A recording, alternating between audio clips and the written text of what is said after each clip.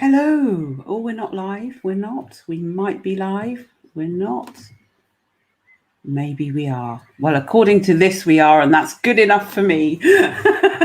Welcome, everybody. My name is Angela Miller, and this is Women's Work, international podcast aiming to bring to you the most positive information to support your female journey on the planet, because it is a different journey. And it's a journey that is different to that of a man. And as much as we would like it to be the same and equal, it isn't. And that's pretty much the case since the moment you're born. And society is imprinting on you. Just tuning in there to the chat thing there, just to make sure that I'm all right and all is well in the world. So we have madness going on, mega change in all areas. And what that means for you is that you're going within. And this is really important, to go within and do that. Tonight on this show, actually, I'm blessed and honoured to have a special guest on the show, Paula Milo, from the Fearless podcast. She's going to be joining us very shortly, and we're going to bring to you a whole discussion on women's work in particular, and we're honing in tonight on the subject of how we work, how do we do business, how do we trade in a man's world, how do we do that effectively while still retaining an essence of femininity about it without turning into a guy, for example. So that's what we're going to be discussing. In this moment, though, I just wanted to take a deeper present moment for our dear sister who departed from earthly form last night, Gina Ginoli. And she is an eternal being, an amazing woman who has endeavoured to negate the problems that came into her life that she'd inherited, absorbed, and so on. And it's a bit shocking for many who have known her personality and known her pizzazz, because she was very punchy, she was straight to the point, she was very analytical. Hey, and we've got Paula. I'm going to bring in Paula at this point.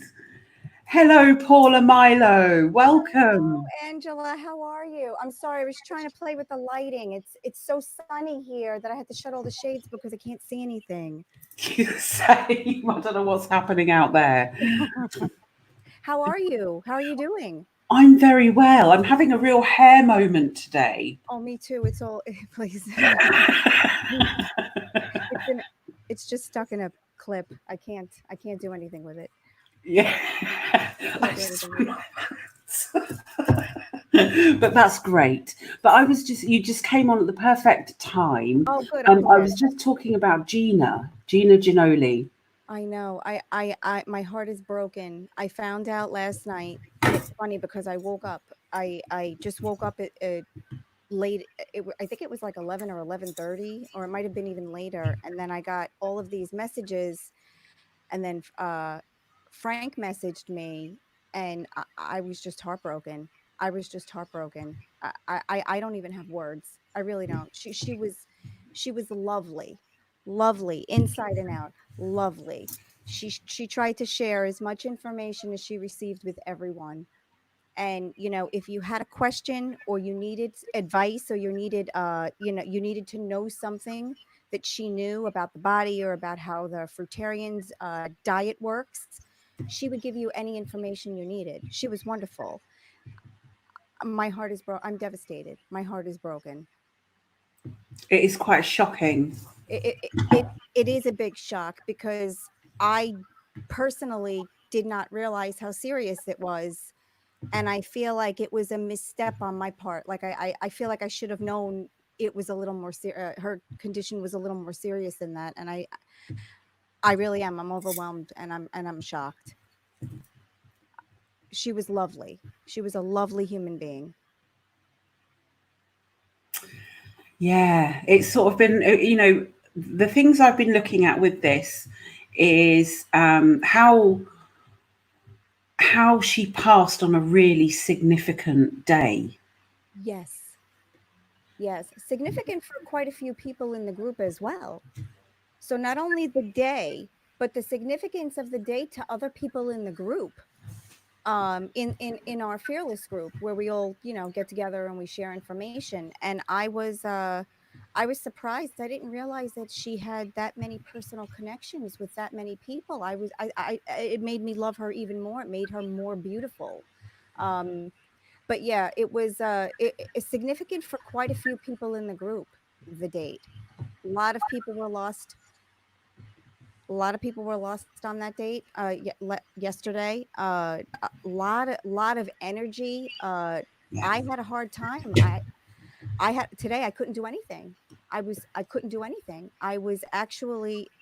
I tried to do the dishes, kitchen, the morning dishes. It took all day to try to do that, and I don't know why. I don't know if it was. I don't know if it was because I was shocked by the news, Mm. or I think it's other energies at play as well. But it was like being in the mud today, just getting simple tasks done. It was extremely difficult today. But I'm very happy to be here with you now. I'm very happy. Oh, I'm very happy that you're here. Thank I you. really am, Thank because you. we share many passions and many I know. alignments on many subjects. Oh Well, yeah. pretty much all of them, actually. We're very peaceful, flowy type of beings, Hmm. no fixed opinions. We're just like, oh, let's have a look at that. Yeah. And I Yeah. really love your perceptive eye. Oh, You thank have an you. Thank incredibly you. analytical eye. Thank you. Thank you.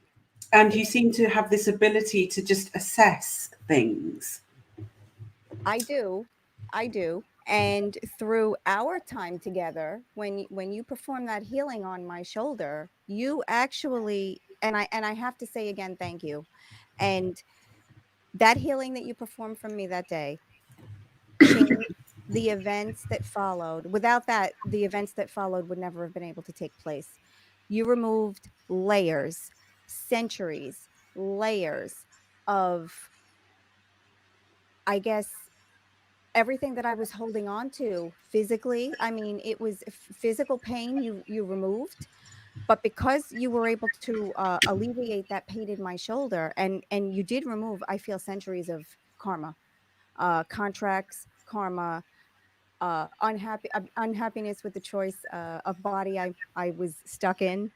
Um, that led to me being able to stop taking medication. I stopped taking an anti-inflammatory that had been on for over 10 years.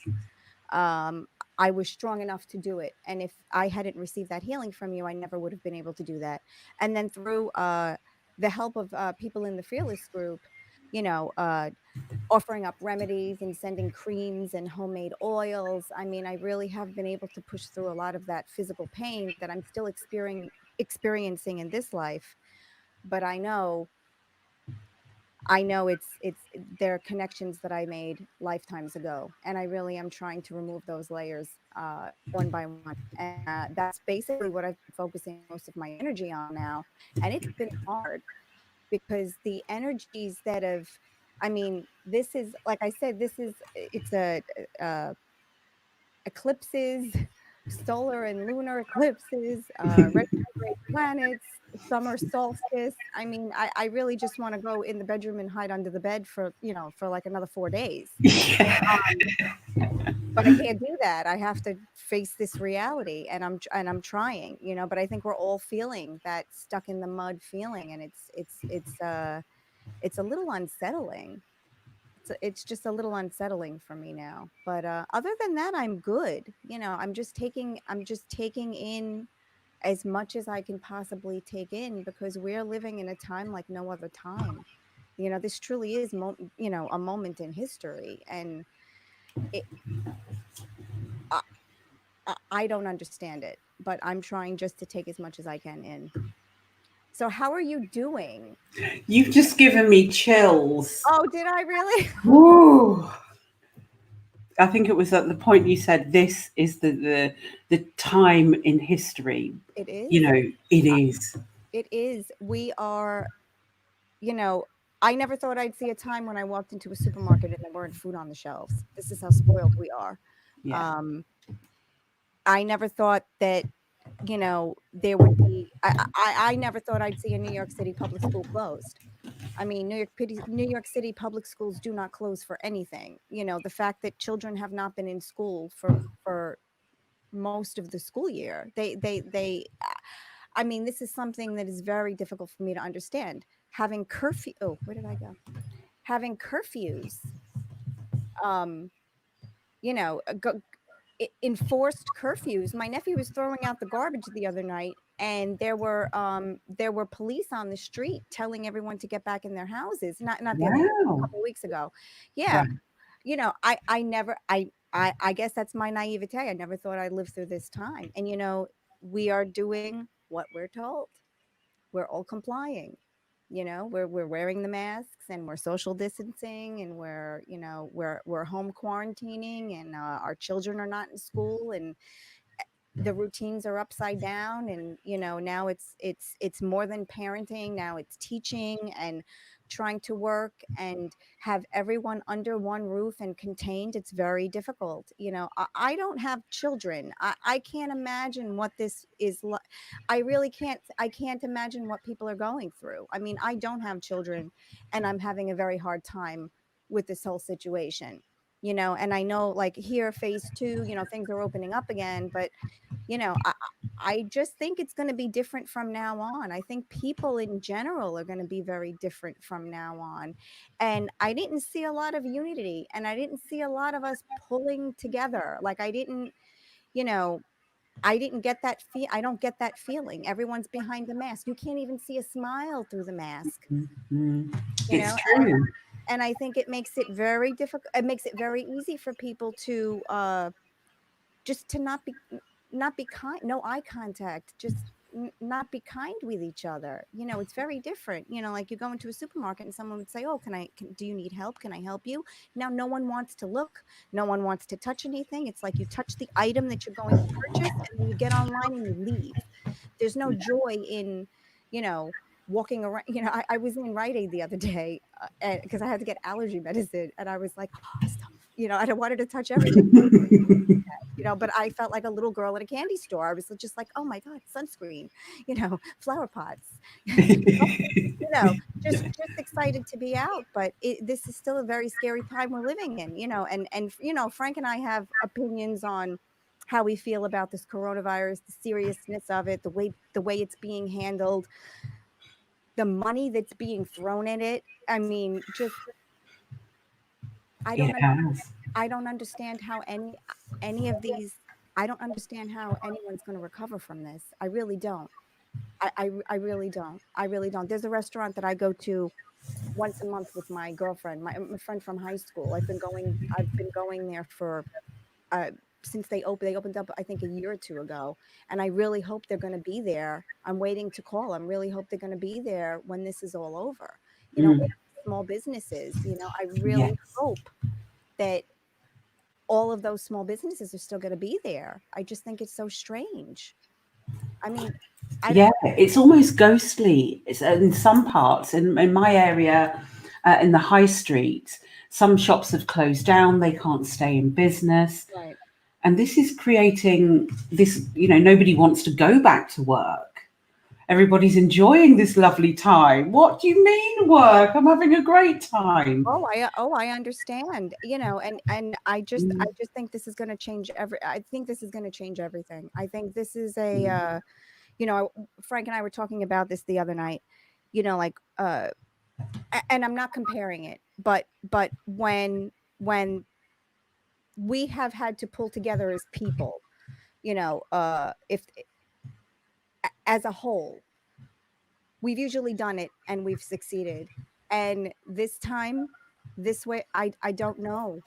I really don't know. It's like there are factions of people that believe certain information that's being given, and they don't want to hear the possibilities of other information that's out there. And the news and all this fear spiraling, and you have to take it all with a grain of salt. Like even watch, like Frank's mom and grandfather watch the news, and we as they're watching the news, we're like, take it with a grain of salt.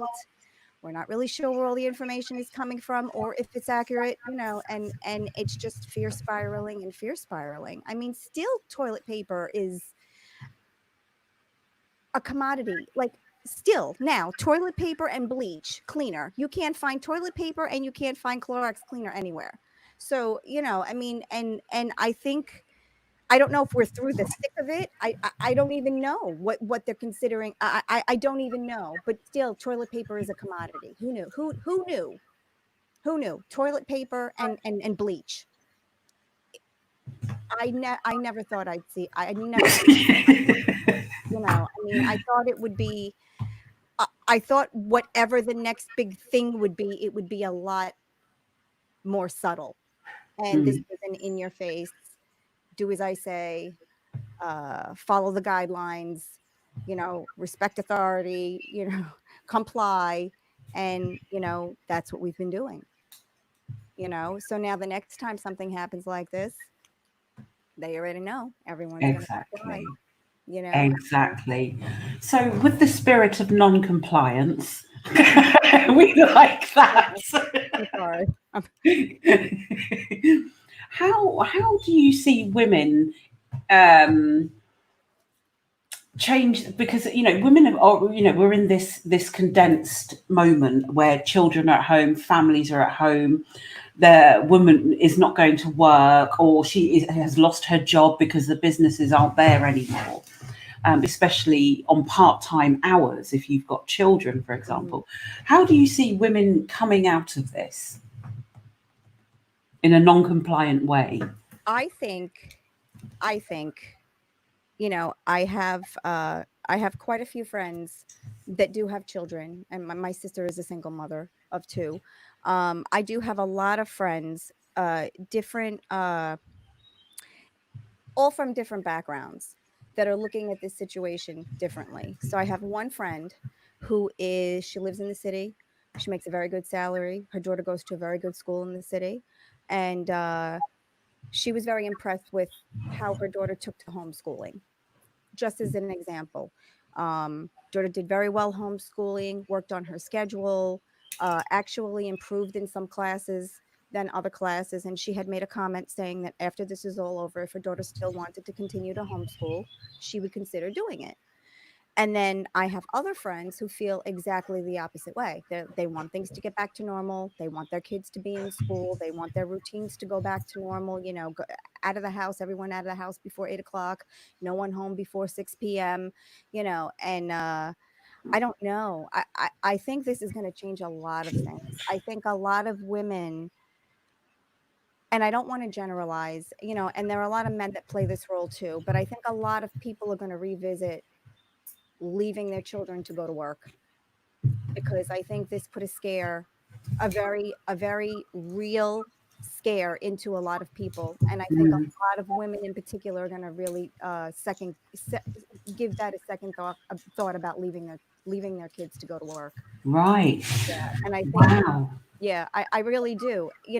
I think we've learned, when you have to set a budget, and you're the one that goes food shopping, and you're the one that pays the bills every month, and you know Mhm. how much wiggle room at the end of the month you have to do whatever you have to do.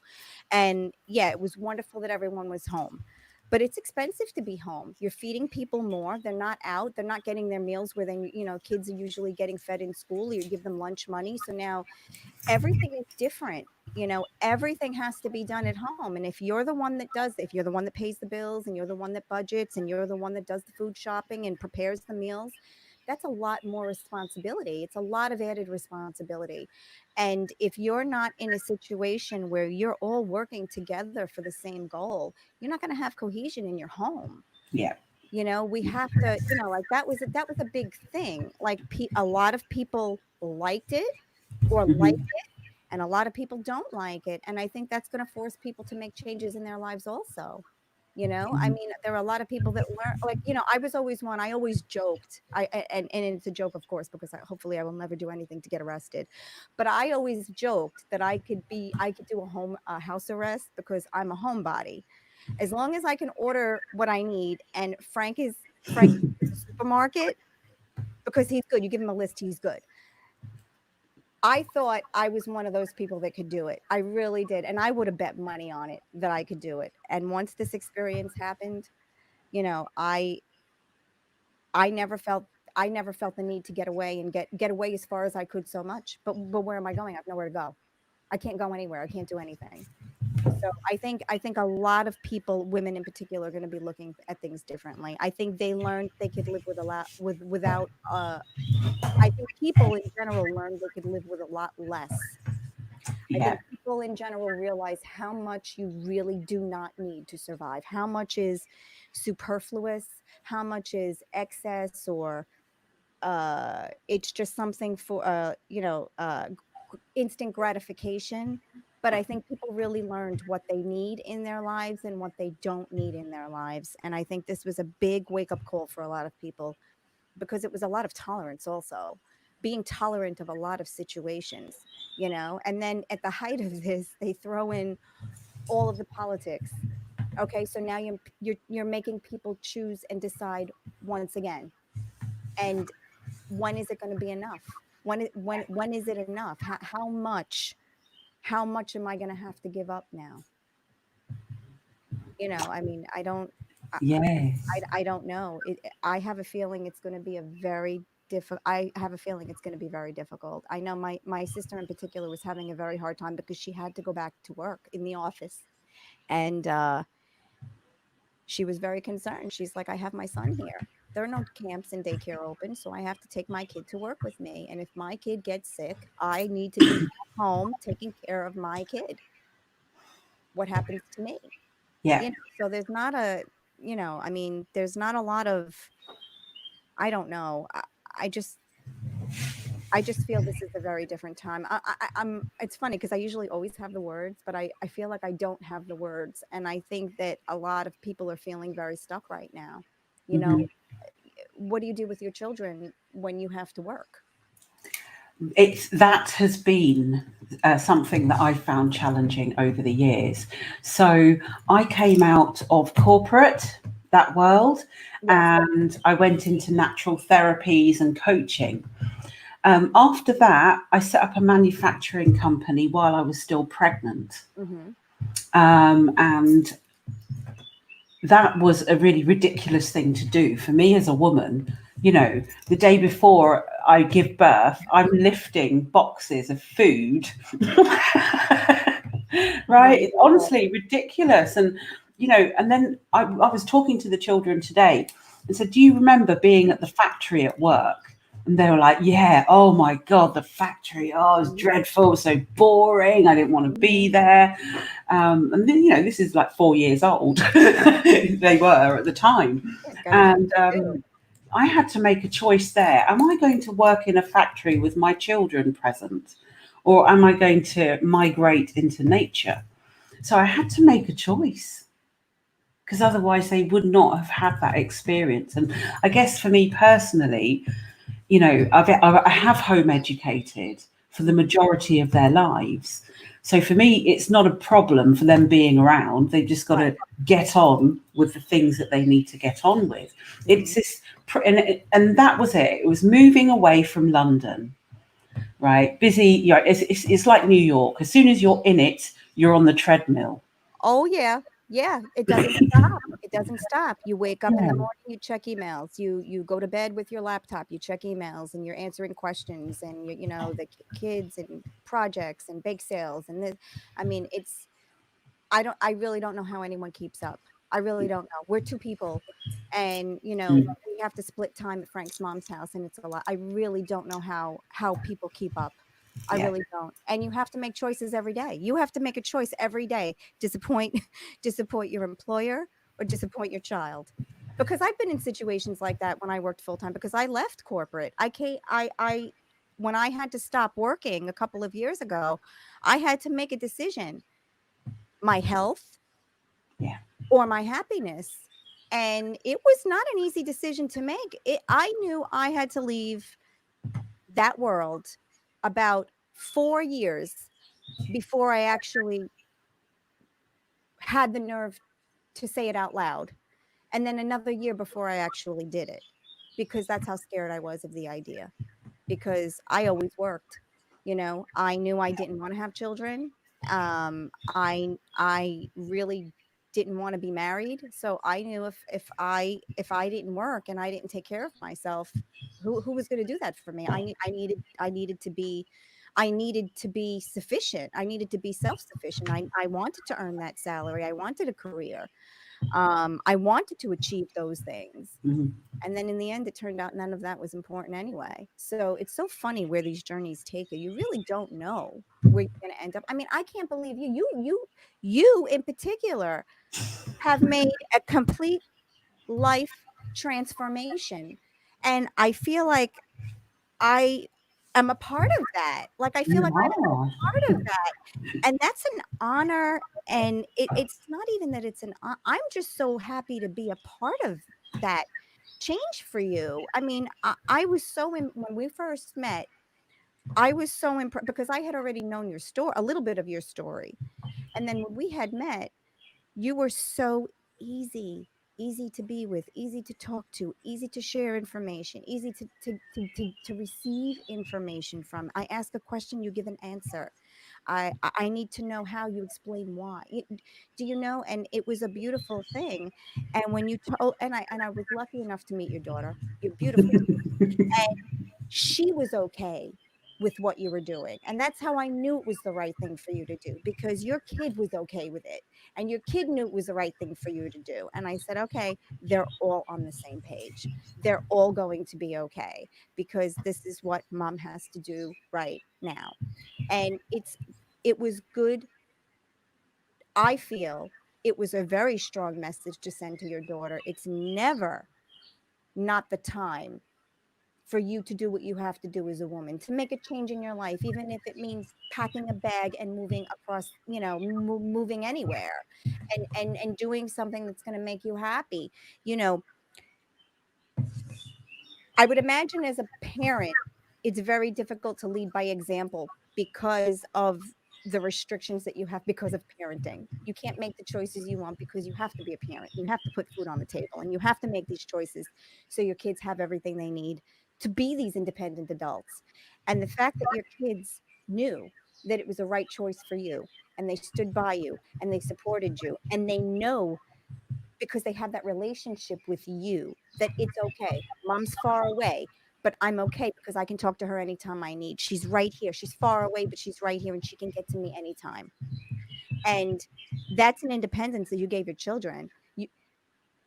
I mean, that's a gift. The fact that they could be without you and know it's okay. I can wait. Maybe I have to wait a little longer to be soothed, but I can wait. And when I do speak to my mom, I will be soothed and she will tell me what I need to do and she will work this out with me. Time, that space doesn't matter. Where you are doesn't matter. There's Skype and there's FaceTime, and you can talk to anyone in the world anywhere at any time.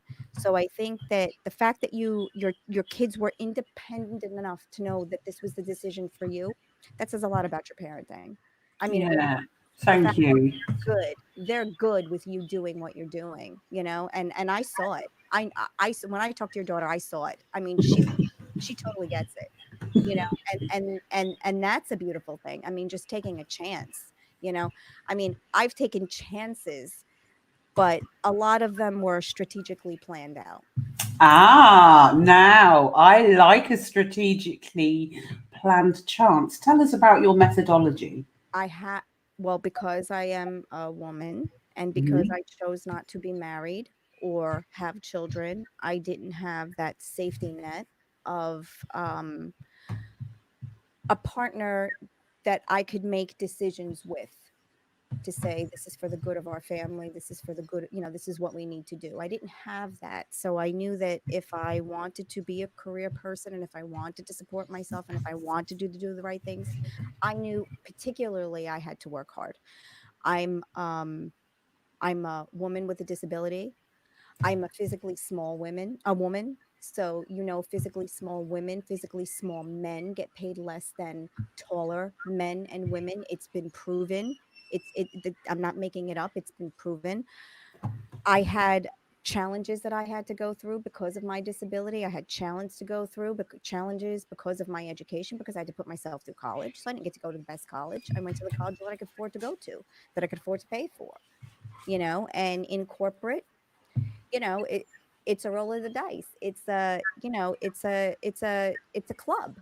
It's a popularity club. How well is this person going to fit in to our needs? And will she be the face that we need? And will she not ask the questions no one wants to ask? And will she just do what she's supposed to do and not stir a pot or cause controversy? And I played a game for a very long time. I supported myself. I took care of myself. I had many, Mm. many jobs, many, many different jobs, and I love them all. I was my best friend, the friend I was talking about before with her child. She is a manager for a moving company. She's managed this moving company. I think this year makes 25 years. Hmm. Okay. And I worked at that moving company two times in my life, and it was my favorite place to work both times. And I came from corporate. I worked for a Fortune 50 company. And that moving company was the both times I was there, it was my favorite work experience ever. So go figure, because I didn't care about the level, I didn't care about the promotions, I didn't care about accolades. I just wanted to know I could support myself. I didn't realize that in that quest to support myself, that I would get sucked into this game of keeping up with the Joneses and trying to climb that ladder. And if you want it, you have to work harder. And I was already working hard. How much harder could I work? So now we're Mm. going to work smarter. But smarter means more time. Smarter means full transparency. Smarter means being available 24 hours a day. Smarter means always having an answer. And if you don't, always trying to find a way to get it. And that's a lot to keep up with, and I put myself on this pace because I thought that would make me happy, because I I didn't want to rely. I didn't want to be one of those women that relied on a relationship so she didn't have to do the work. Do you know what I mean? I And do. and again, I'm not being cavalier about that. And I don't even mean it in a I'm not even I don't mean it in a negative way, but I failed at relationships so many times. So I said, okay, well, I'm good at working. I'm a great worker. I love to work. I'll work until it gets done, and then you know, when I got to corporate, I thought I arrived. And then I realized, oh, you still have a long way to go. And then I, achieved what I could achieve. And then I realized I was on this path to becoming a person that I really didn't like anymore. I was going to be one of those people that I just didn't want to be around, talk about work all the time, have your computer Yeah. with you all the time, and that's not in it wasn't an enjoyable life. And I was scared because I didn't see any other options. I have to take care of myself. I have to support myself, and if I'm going to work hard and support myself, I'm going to try to make the best salary I can. I'm going to try to get as much out of it as I can because I have to be here all of the time. Yes. Even when you're on a vacation, you're worrying about work. The preparation that went into being able to leave for a few days or a week, your position, even though people were covering you, but you're responsible ultimately for anything that happens anytime. So just being on a vacation would be stressful, and trying to go on a diet would be stressful, or trying to find some time to do something for yourself like reflexology or any homeopathic treatment to take care of yourself. These things take time. And when you're working on your career, there is no time. Okay. Because Saturday you have to cook and clean and get ready for the weekend. And then Sunday you pull it all together and start again on Monday. So where is that time you're supposed to give yourself? Yoga and, Pilates and, meditation. You know what I mean? Like I eat four candy. I would eat four candy bars at 4 o'clock because at 4 o'clock in the afternoon I'm starving. The cafeteria is closed downstairs, and I got another 4 hours before I can leave. Yeah, So where is this Zen life that everyone talks about? This work-life balance, because it's very hard to achieve. it really, really is. And I think when you're a woman, you're when you're and again, I hate to say when you're a woman, but when you're a woman and you have children, I think we tend to look at the situation and take ourselves out of it and look at the situation as a whole. And I think men don't do that, because when men look at a situation and men have children, I think they look at the situation with them as a focal point. So they're not looking at the greater good of the situation the way women do. They're looking at how this situation is going to impact them. I know that this quarantine, with women having to, women and men having to homeschool, a lot of men had a very hard time with it and decided to go to the office and not to stay home, because we have friends, friends and family members. The men just There are some men that just can't do it. Do you know what I mean? Like my sister, I said, "Did you?" Like the joke is, we text, and every week I check, "Do you still have two children? Did you eat one?" Because she said between the meals and the cooking and the cleaning and the laundry and everyone being on top of each other, it's like you can't, you know, where do you go for relief? But these are choices that you have to make, and these are choices that you have to make quickly, and they can change rapidly. And that, you have to give credit to that. That's not easy. Like I said, my life is a cakewalk. Frank and I can do anything I want when I wake up. There are no rules here. I don't have to have kids fed and on a bus by 7:45, or lunches made, or, it's very easy. I can do anything I want all day. I could adult, I could be a big girl today, or I could decide, you know what? My floors are clean enough. I'm okay. I can coast today. We can have sandwiches for dinner. You can't do that when you have responsibilities. You can't do that when you have a family. You can't do that when you're trying to educate your children. This whole homeschooling schooling thing, a lot of people are looking at it a lot of different ways. It's too much work, it's not enough work, and I don't know. And again, I don't have children, so I don't say. Children are sponges. If you don't give them anything to suck up, they're just empty sponges. You have to give them things for their little minds to suck up. And there are a lot of people that feel, the homeschooling, it's too much work or it's not enough work. And, then you have to step in and you have to see how much stimulation your children can take. I'm just afraid that a lot is now, this year, 2020, a lot is falling through the cracks. A lot. A lot is falling through the cracks. Yeah. There are a lot of people that don't fit a scenario. What happens? What happens?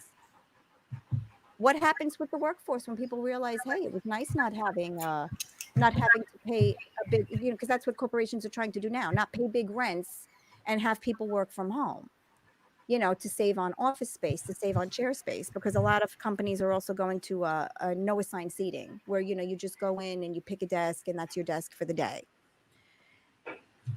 I think a lot of things are going to change, and I don't know if people are going to like the changes. This proved to me I could live in a cabin in the woods. I don't need. Me too. I I'm can, there. as long as I can pay my bills online, that's it. As long as there's internet. As long as there's internet, I'm good. Because and the funny thing is, I really don't even like to be on social media. This is funny that we're having this conversation right now.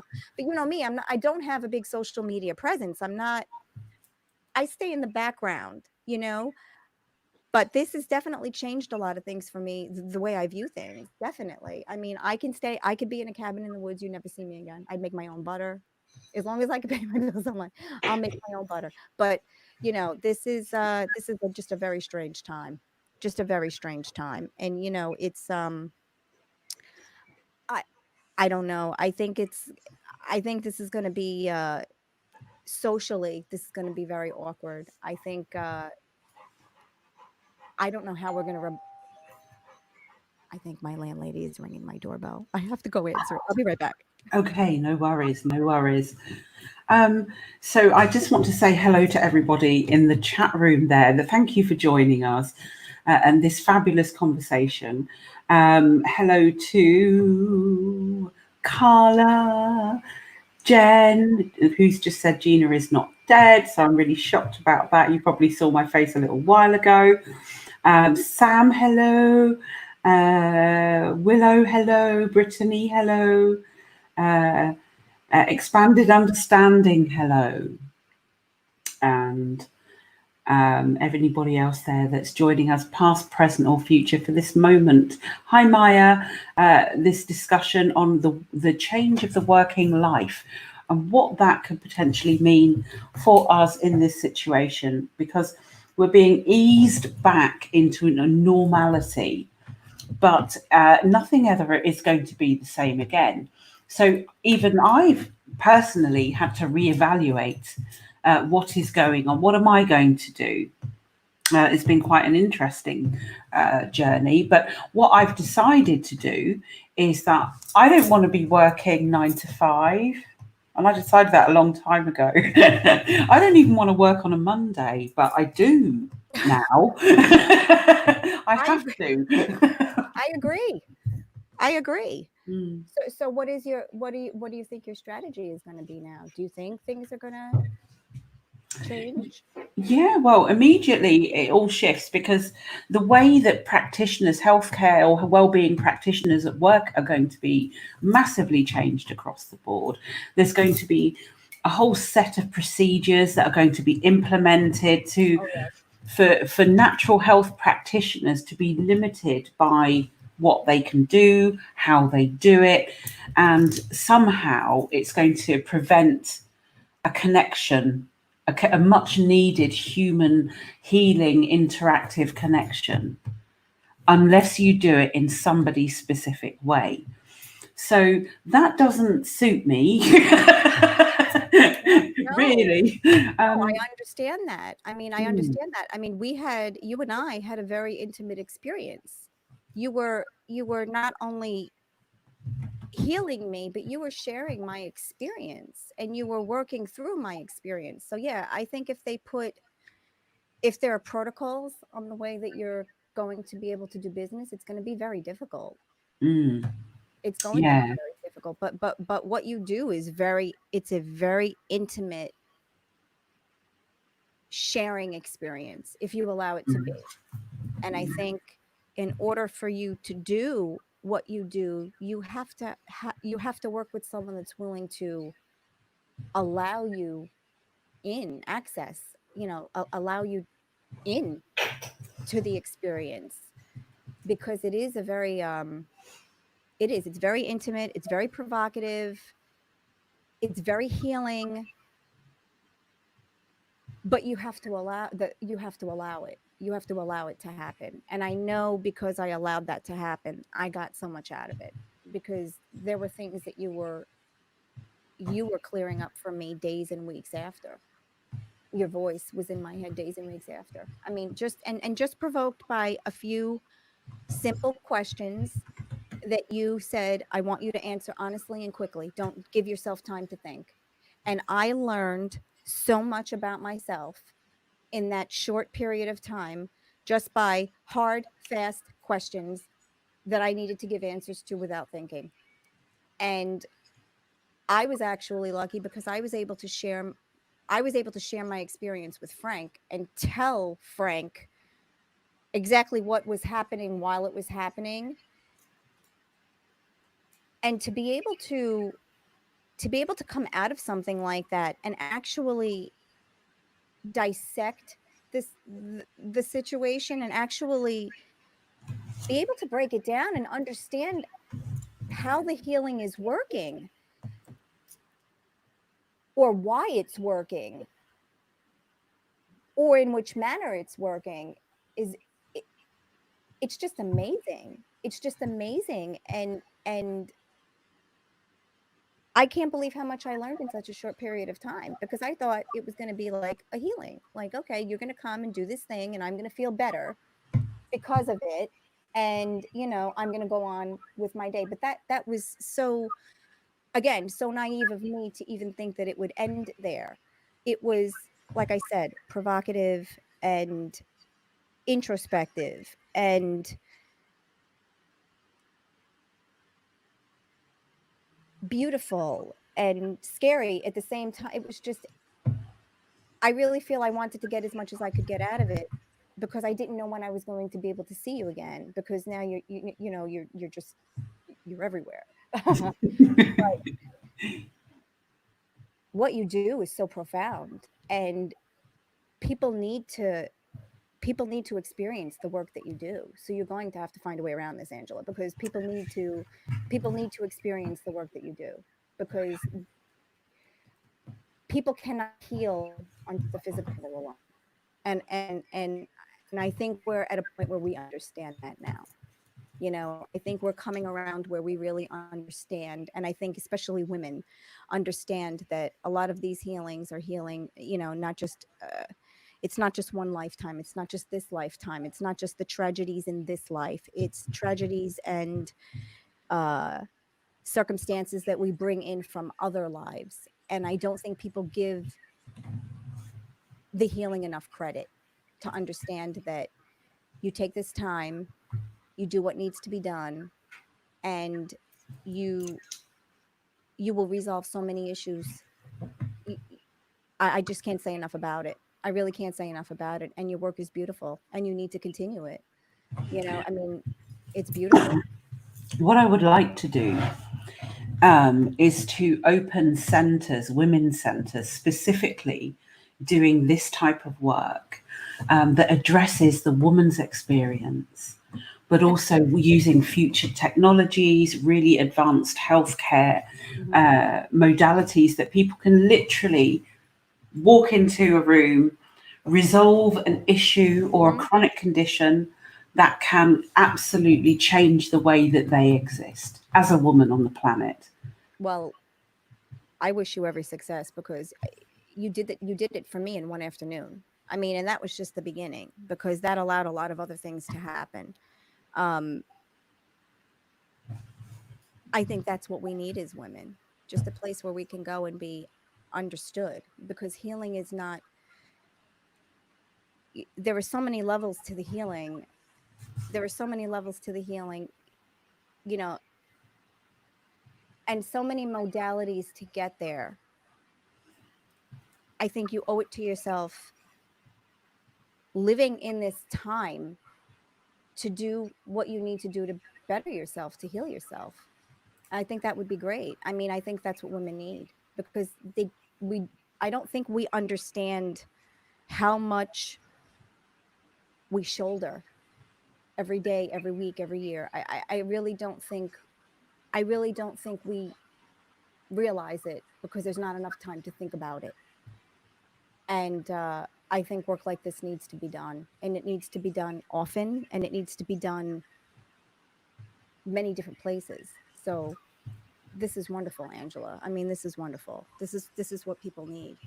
This is what people need. They don't even realize it. They don't even realize it, because they're so, I guess, so wrapped up in what everyone else thinks about these types of healings. And, it's not a pill, and it's not a prescription, and I think we really need to look at the way, we really need to revisit the way we heal. Yeah. So when you combine that with flotation therapy, Oh boy. Yeah. right, light therapy, Mm-hmm. magnets, sound, and Patrick Flanagan, neurophone, here stimulates the inner cortex. And so when you combine each thing, you're going to be able to dramatically reduce the healing time by half. I can't wait. Absolutely fascinating, because the body has this intelligence, it knows what to do. And that intelligence is the soul's experience. I agree with that. I do agree with that. I don't think we ever forget anything. I just think we can't recall it. So I think there's a lot of there's a lot of knowledge in there that we can't access And I think that those layers need to come up so that we can heal from them, because I don't think we forget anything. Yeah. And I think it's all jumbled up in there because it's years and lifetimes and centuries of information that we are not allowed to access. So I think that makes total sense. I mean, think about it. You go in and you take care of everything in one place. It may take time, and Yeah. it's going to take work physically and spiritually. And if you're willing to do the work and put the time in, I think I can't imagine. I mean, I know what you did for me in one afternoon in my bedroom, one afternoon. And that wasn't even, that was in the middle of, you know, like we were entertaining. I mean, I can't imagine. I can't imagine if I was actually there specifically for what I thought would be an issue, because I know I'm sure you have to take it, you intake and you receive a lot of information to even know where to start healing someone. Um, because you think it's one issue, but it could be a completely different issue, as you and I discovered when you were healing me. I mean, you brought to light things that I thought were earthly issues that I had in this life that were non-related that were unrelated to anything else. And you made me realize that it wasn't. And once I could see the connections and how things were tying back to past lives, and once I answered the questions that you asked, and you said, don't take time to think, just answer the questions, I was shocked by some of my answers because I wasn't surprised. That's why I was shocked. And I did answer honestly. I did answer honestly and shocked by the answer. But then I had to really look at that. I had to, after you left, you and Aaron left, I thought about every day, I thought about the healing that you performed. And I thought about the questions, and I thought about the responses. And then I thought about how those responses affected my life up until then. And then that's how I was really able to close a lot of the loops and a lot of the issues. And even Frank said, it was about a month after that, he said, you have a little more, I could see physically you have more mobility. And I said, that's Angela. Angela did that. I said, that was a side effect. That was a side effect of the healing, was the mobility, because it wasn't a physical healing. It was a spiritual healing. It was centuries of healing. The side effect was that I had a little more mobility. But that mobility allowed me to stop taking a medication. That mobility allowed me to think clearer about what needed to come next. That mobility took a lot of the physical stress and pain off my body, which did allow me to put a thought together about why I'm feeling the pain I'm feeling. Because a lot of our pain is tied to memory. It has nothing to do with physical illness. And women specifically do not understand that. Yeah. They're like, no, it's just pain. No, you're harboring pain from past life trauma. You're harboring pain from contracts that you did not resolve, close, contracts that had issues. You're harboring that pain from unfinished business that needs to be attended to. And it's time to take care of business. I don't want that. I want to be light and breezy. I want to be a point of light once again, and I want to go. I want to leave all of this stuff behind, and I want to take my little point of light and Frank's little point of light and cat point of light, and I want to go. And I don't want anger, resentment, jealousy, hurt feelings from the ninth grade getting in the way, because this is what it Yeah. comes down to. This is what it comes down to. Mm. I mean, and I'm making light of it because there were some major issues, and I've been through major issues. But it starts there. It starts Mm. noticing that you need to make a change because your health is more important. Like, all of those healings, they help you physically, but they help manifest just a better you, a better mental picture, a better physical being, a better, just just a lighter just a lighter and happier experience. And that's what I want. That's what I at least that's what I want. I just want to be. and I want to be without pain. I want to have a memory, and I want to have an idea, and I want to think about something for the future and not have it be tied to a pain memory from the past with a little red flag saying, no, no, no, don't go there. You're going to get hurt. Remember, remember the pain. Remember the pain. Don't try to do that. I don't want that. I want to break all of those connections. I don't want to be afraid and not know why I'm afraid because some receptor is telling me, oh, no, no, no, no, no, no, pain, pain, pain, ninth grade, 11th grade, when you were 24 and rejected and, when you had your heart broken the first time and, I don't want that. I want those connections gone. I want to have an earthly experience. I want to have a physical experience. I want to have a beautiful spiritual experiences that aren't tied to pain memories from 100 years ago. I want to live. I want to breathe. I want to take a deep breath and not care and not worry, at least for a moment. And just to be able to have a thought and say, you know what? I can do that. If I have that thought, and I put a strategy together, how can I make that happen? And that's basically what you did. You set your whole strategy in motion. You knew what you had to do, and you meticulously did everything you had to do because it's the only way it would have been done. You didn't just haphazardly say, "I'm going to change my life," and it's history. I mean, and that's beautiful. It is. And you talking about strategy is a key here for any creator, any woman that's got an idea or concept. And I love the way you refer to it as a tool.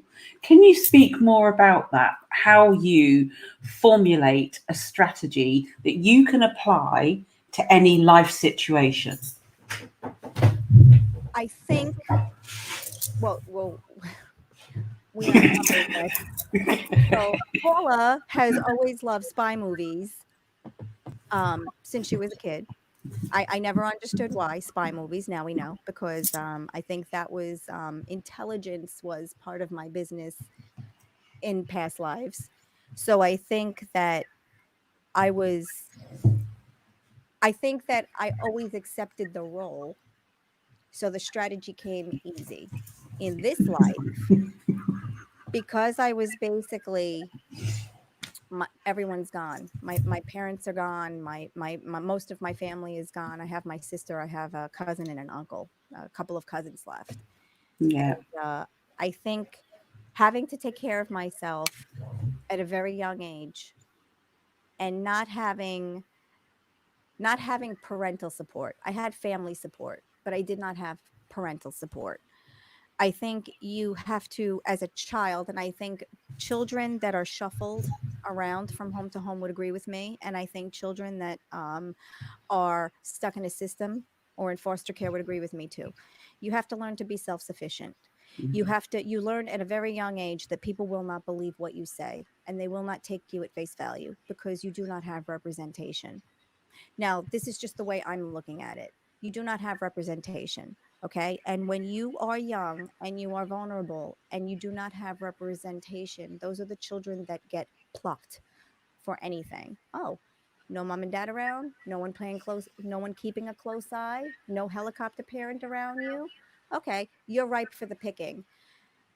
And I knew that could have been the situation. And I don't know why I knew, but I knew from a very young age. I had to be very careful and I had to plan out what was going to happen because I had a lot against me. I was, like I said, a small woman. I had a physical disability that my family did really not acknowledge. I had a very hard time getting work, finding work, keeping work at a young age because I always looked younger than I'm almost 50. I always looked younger. So even when I was in my role, people didn't see me that way, so it didn't matter that the work was done and the performance was going on. They were like, oh, it couldn't be her, she's too little for that, or she's too young for that, or she can't know that. So it was always underestimated my whole life. So I think expecting that I was going to be underestimated helped me prepare for a lot more because I always had my ducks in a row. If you were going to come at me, I was going to come at you, but I was going to be fact based. I was going to talk from facts and not from emotion, because what happens when women start talking from emotion? No one wants to listen anymore, even if you're right. Even if you're 100% right, people stop listening because, oh, here she is. She brought emotion into it. So I kind of knew I had to stick to what I could prove and what I could show and keep what I could deliver or what I could perform out of it because it wasn't going to matter because they didn't think I could do it anyway. Mm. Nothing. No one thought I could do anything. I mean, if I listened to everyone that told me I couldn't do anything, I would probably be in a wheelchair in a room looking at a wall because that's where I would have been if I believed everything that everyone said. So I think I had to formulate a strategy very young because I knew I had no representation and I had no one to say, can't do that to her. I had no backup. Um, and I think that's why I was so guarded in my relationships because I really didn't trust that anyone was going to have my back. So when you don't trust it, you have to form a strategy to maneuver through your life. So everything I did, people thought, I had worked from the time I was 17 or 18. I always had a job. I was never out of work. I think the longest I was out of work in my lifetime was 5 weeks from job to job. And then when I realized that I had to leave my career, I was very strategic about it because I knew I had to support myself too. So I had to figure out exactly how I was going to live, what I was going to live on, what was going to keep me floating while, I because at the beginning I didn't think I was going to stop working. I couldn't believe I can't believe now that I don't work. I can't believe now that I still work 9 to 5, like a 9 to 5 job. I'm still shocked, you know, but I had to put a very sound plan together because I didn't have anyone to say, "Hey, I made a mistake here. Can you help me?" There was Mhm. no one to call. Mm. There was no one to call if a mistake was made. So Mhm. I think that learning how to put a strategy together very young probably saved me. Probably made it very easier for me to maneuver in my life because everything was done pretty yeah, a little bit methodical, like even entering into this new world with Frank, the show, the Fearless group, there was a little bit of a strategy put together there too because we didn't know each other well when it started. We only knew each other for about a year. We didn't know the inner workings. Yeah, I mean, we knew a lot, but you're taking this chance with someone. I don't know what his business sense is. I don't know. I didn't know how responsible he was at that point. I didn't know how serious he was taking things, but he took them a lot more serious than I did. But you know, when you have to do something with someone else, it's very difficult because you don't know. You assume, you have a conversation and they sound like they have your work ethic, but you don't really know until you do it. Um, you share your strategies and your plans, and sometimes it works out and sometimes it doesn't. I mean, Frank didn't even want to friend me on Facebook in the beginning.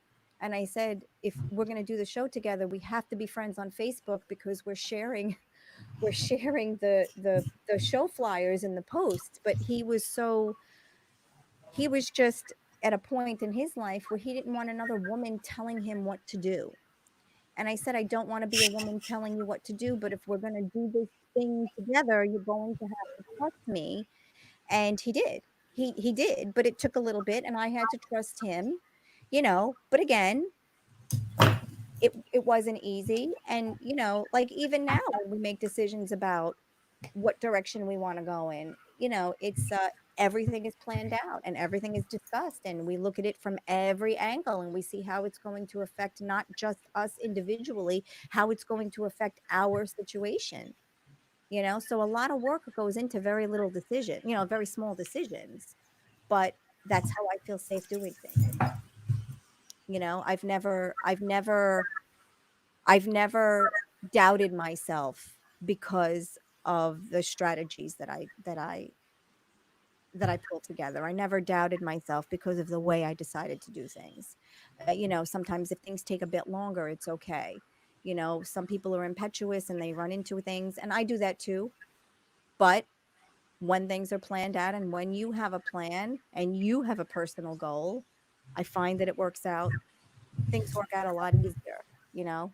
I really do. I really do. But it's hard because you want transparency. And sometimes we can't have that, you know? And even with Frank and I, like we talk about it, and Frank's like, well, I'm not sharing that idea yet. And I say, I respect that, you know, and I'll say, I'm not ready to form an opinion on that yet, you know, and we're okay because it's honesty, you know, but full transparency, it's hard. It's hard because some people are not ready to hear some ideas yet. You know, like he hits me with these things and I'm like, okay, I need time to process what you said. And then like I'll respond and he'll say, okay, I need time to process, you know, what you're thinking. And yeah, it's a lot of give and take. It's a lot of give and take. And I had to learn how to compromise because I was, you know, I I was alone. Even in relationships, I was alone. So it didn't matter. Even in a relationship, I was alone. So if I had to make a decision and had to make it, it had to be a decision that was going to pay off for everybody, or Hmm. it had to be a decision that was definitely going to pay off for me. So you've had to realign yourself away from every type of thinking that has been projected at you, Almost work, every. relationship, ships, Yeah. interactions in daily life. You've had to come back to you Oh yeah. Yeah. And every time. it wasn't easy. Before I met Frank, I was single for almost 10 years. Almost 10 years. I dated socially, but nothing more serious than that. I dated a man who didn't know I had cats. Months. He didn't know, and now anyone who knows me knows I feed anything with a face. If it has a face, I will feed it. Out the kitchen window. Wait, out of the kitchen window, and you know that because 'cause you've seen it, okay? That's how guarded I was. I dated a man who did not even know I owned a cat. Wow. So, yeah, so and that was my strategy because I put a fence up and you were getting that close and you were not getting through the door because Yeah. that's how I needed it to be, and it worked for me. It did work for me. Did it work for him? No. He wanted a relationship. He wanted someone that was going to be in a relationship, who was going to be present, and I couldn't Mm. be that person. But that was the strategy I used for me, and it worked, you know. And then Frank came in, and everything, you know, everything got thrown out the window. But, you know, even still, everything we do, there's a strategy behind it. There has to be, you know. I mean, especially now, you know, things are just very different now. Like, honestly, I mean it. I could run away right now. I could run away and hide and never be seen again and be okay with that. And it's weird. It's weird that I feel that way because I've never felt that way before. Like, Mm. I could just pick up and disappear right now, and I Mm. think I could live a happy life. But I can't do that because that's not the thing to do right now. No, I know, I know. I feel like that too. I could quite easily just be off somewhere, not having doing and all these things. But No, you no, know, you have I a love job it. to do, Angela. You have a job to do, and it's very important. You can't hide anywhere. You have a see, I was always a background girl, so I'm okay with that. I'm okay with you being in the spot. I'm okay in the background. Like, we joke about anonymity all the time. I don't even want anyone to know who I am. Well, But I was you like that. Really, I had hid for years. Hid. but you can't hide now. You have to do what you have to do. You have Mm. to do this. This is a must, Angela. People need these healings. People need these understandings. People need to understand that this is not the only life that they're harboring these issues. Life is so long and it's so circular. It's not just this life. These issues are, you just didn't accumulate these issues in this life. It was too short. Not enough happened yet. And I think you need to give people an understanding of that. You can't hide anywhere. You have to be where you have to be where you have to be. You have to do this. Exactly. This is important work. Yeah, it is. When you were saying that, I was just thinking, wow. I was thinking in this stream of, wow, that's just memories encoded in light, and it's all happening now. Oh, so when you begin to think about that, of like, wow, if all that is happening now, and I'm here now, and all that is moving through my reality, wow, ooh, you know, it can be overwhelming. It can be overwhelming, and I think this is gonna make this whole situation this year, 2020, is gonna make people look at what they call mental illness very differently, because I don't think it is mental illness. I think it is people who just cannot deal with the layers and layers of reality and being hit with everything all at once. You can pull in these fractals. Your body is saving space for all of these pain memories. I mean, there are also happy memories in there too, but the pain memories hold up a lot more space, you know, and there's not enough time to work these things out the traditional way and see a therapist and have them not understand what you're talking about or what you're feeling because they weren't trained in new ways of thinking. Okay, they were trained by men who wrote textbooks 40 years ago and said this is how you handle mental illness, and that's not it at all. It's all of these issues that you think are were contrived from this life. It's all that you're carrying with you, and some people can see and some people can't see, and some people aren't sure what they're seeing. Mm. And it's overwhelming because it is all happening now. So you have your reality, your earthly life, paying the bills, feeding yourself, getting to work, uh, all of the earthly things that need to be done while you're dealing with all of these spiritual experiences that you're having while this is happening. It's a lot to process, and it's a lot for people to process. And then you throw these groups of people in where the universe surrounds you by people that are not your people, so that you are unable to find your people. And that makes it difficult too, because this doorbell has not rung all day long. I'm sorry, and his phone I've rang. got the same thing. I've got teenagers making noise and they know mum broadcast at this time on a Monday night and they're doing it on purpose, I'm sure. Yeah, for sure. Said teenager knows the rules of the game, hopefully. Oh dear. So yeah, it's quite fascinating. What we're touching upon here is we're all being presented with this mammoth change at the moment, and it is going to change the way that we work, the way that we parent, the way that we operate in our daily lives, you know, because essentially we are evolving in this experience, but also while we're evolving, we're in a very grounded, real experience of survival. Or maybe this is it. Maybe we need to transition away from system survival step by step into something where we can, a dream that we can strategize, for example. That really interests me. A dream that you can strategize and bring through from those creative processes that we're all experiencing into something that's going to benefit your life, the planet's life. And I think that that might be where we're all going. Oh, I agree. I agree. And I think that's what I've done over the last couple of years. I think I took an unhealthy situation and I made the best out of it. And that's what I'm doing now. These things out there are less important. It's it's what's going on. It's the day to day. It's the day to day that we have to deal with. It's the way we look at what's happening to us, how we process what's happening to us, and when we realize that a lot of this has nothing to do with us. A lot of it is outside interference. And once we can push through all that and separate ourselves from that, I think it makes it a lot easier too. What's the matter? Why are you crying? But yeah, I Oh, agree with you. I agree with you. There's a lot to push through, but once you do it, and once you make a conscious effort not to get stuck in the other stuff, mm, I think we're better off for it, because I think that's what I've been doing the last couple of years. I really do. Just staying away from what doesn't suit me any longer. yes. And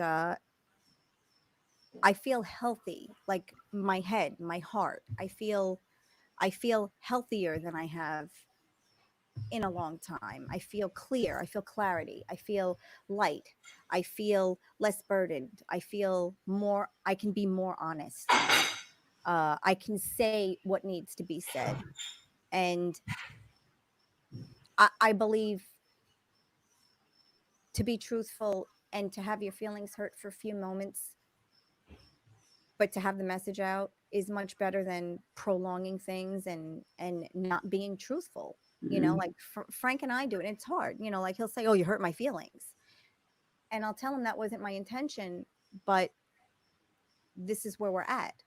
Instead of going around it, like when I started cooking, I was like, please tell me if you don't like something, because you never have to eat it again.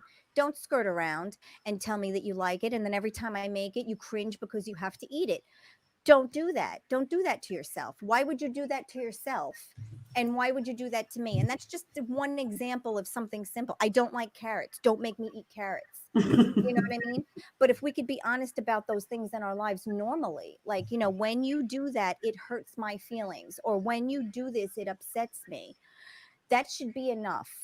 You shouldn't need to know why, the inner workings of why.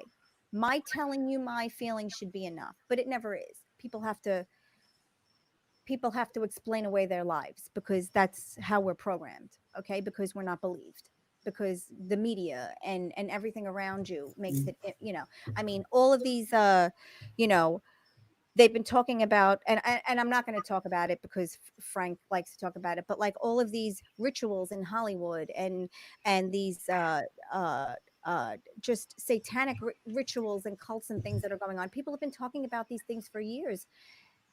Why doesn't everyone believe them yet? What else has to happen for you to believe what I'm saying? Do you know what I mean? Like Frank and I have been talking about this spirituality. Why can't you believe that I believe this and it makes me happy and it makes me feel good, and I don't have to tie a religion to it? I am living my life a clean and decent way, and a spiritual way, and I do no harm to anyone or anything. Why isn't that enough for you? Yeah. And if it's not enough for you, then I don't want to be around you. Exactly. And Paula, what you've just done there is you said exactly how I feel business should operate in the future for women. Really? Oh, good. You've just honed in on it. I'm glad. I'm glad, because we have to be honest. This is not going to work. This will work. And you try it and you see. And I just think people just need to say what they mean and not what they feel. You know what I mean? Or not what they think you want to feel. Just say what needs to be said, because business is expensive no matter how you look at it. It costs someone something, no matter what it is. And I'm not even talking about money. Okay. The idea of business is going to cost you something. Why do you want to set yourself up to fail? Frank and I have a business. We have a business of doing a show. We have a business of being in a relationship. We need to be honest. And, it's funny because the universe will tell on you anyway. If you're not on, the universe is going to give you up, because the universe will lay everything out on the table, and the universe will show you exactly where you're at, whether you want to see it or not. And sometimes we like to look, and sometimes we don't. So you're going to get your answer one way or another. If you're opened up and you're connected and you're tuned in, you're going to get the answers whether you like them or not. So let's just cut to the chase, and let's just try to be as honest as we can. Exactly.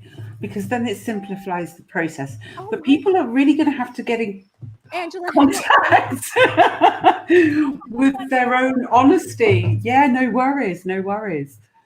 Yeah, their own honesty to themselves, being honest as to the reality. Is this,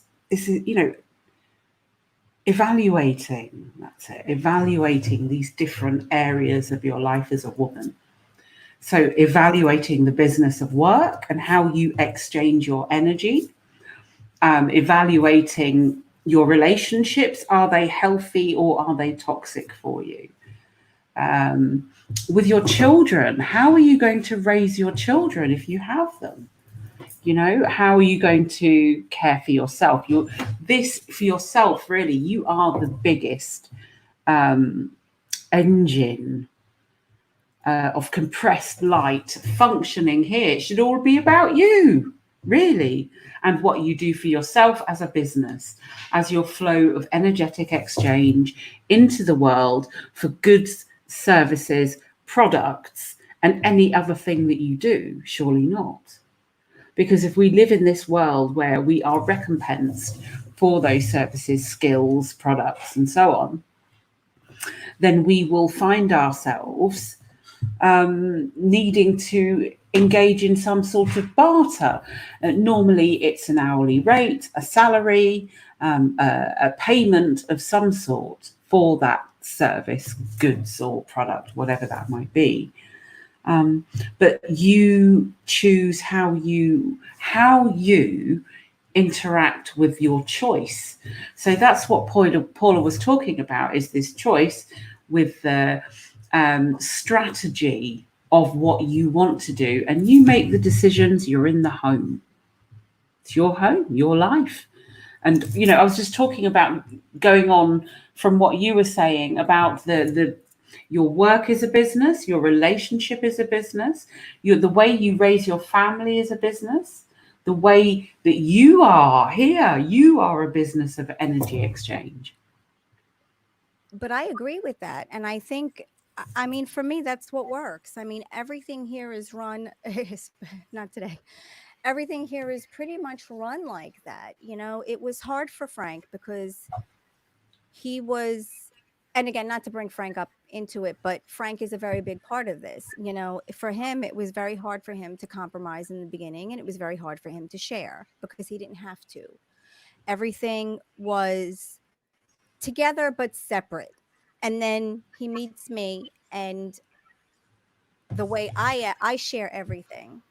If I have it and it's in this house and you say you like it and you want it, you can have it.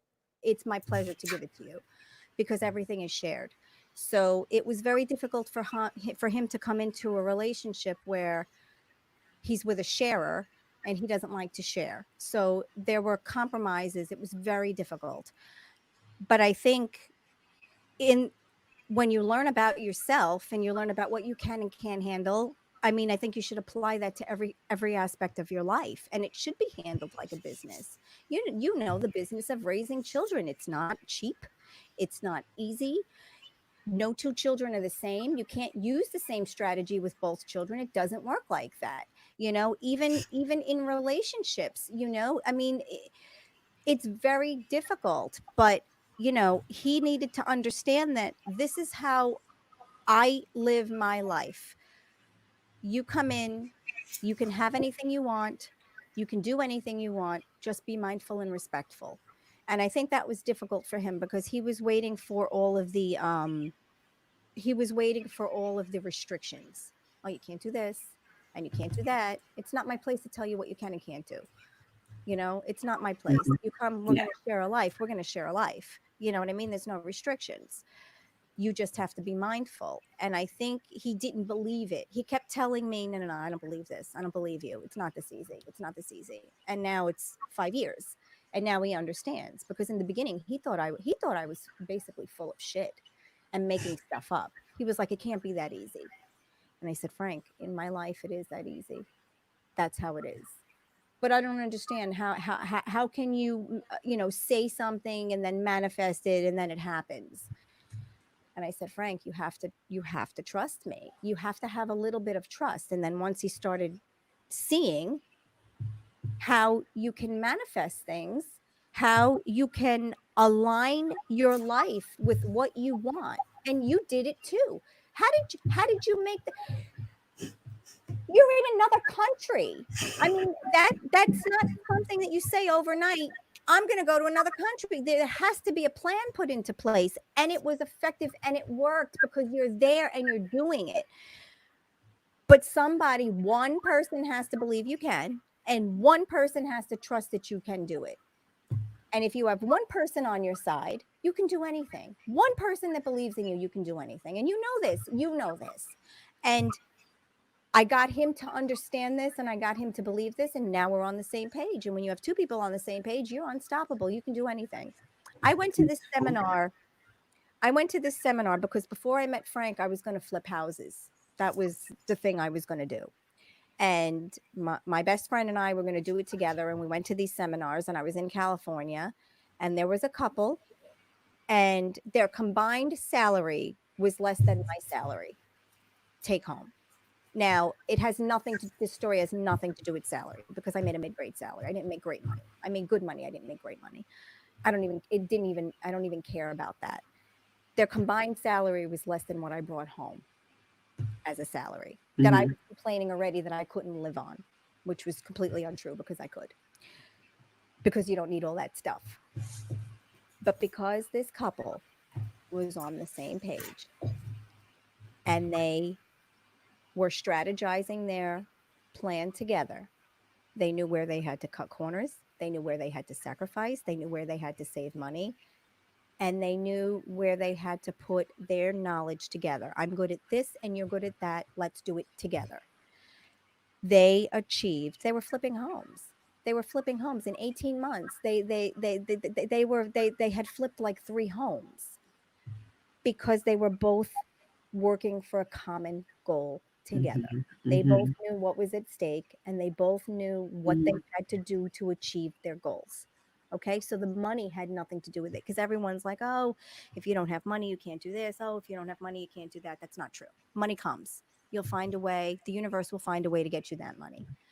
But the fact that these two people were working together and building a dream and Mm-hmm. accomplishing what they wanted to accomplish together, because they were both on the same page. It was a beautiful thing to witness, because here I am, my salary is more than that, and I'm sitting in the corner complaining about all the things that I don't have, because I'm not working towards anything. I didn't know at that point how to work towards making something like that happen, how to get someone else on the same page as you. And then it clicked, and then I understood, you know. And I used that example with Frank. I was like, Frankie, these two people managed to accomplish so much because they both knew what was at stake, whatever it was for them. Do you know what I mean? Like, whatever Mm-hmm. it was for them, Mm-hmm. and when you have a dream and you want to get something done, and someone else realizes that, or helps you realize that in yourself, or for you, or with you, that's something that you have to take action on, because they don't come often. Those types of possibilities, people don't act on them. They dream about them every day. They have these ideas, because people don't understand that all the ideas that you have are not your own. Some of them are divine, and some of them are planted in you for you to realize things. But sometimes we just don't act on them, because we think they're too big. But when you break it down and you say, okay, what should I be doing first to achieve part of this? And then you build a plan. And then you get it done. But you can't do anything without a strategy. You can't, especially women. You can't, because there are so many other things that get in the way. You know, Mm-hmm. there's so many Yeah. things that get in the way, and we're caretakers, so we do get stuck in the emotion. We do get wrapped up in, we try to stay professional, and we try to keep a business head, and we try to think Mm-hmm. like men, and we try to strategize, and then emotion. Okay, so now we have to clean up Yeah. 2 weeks later. heartache. Then we have to clean up that. Oh, okay.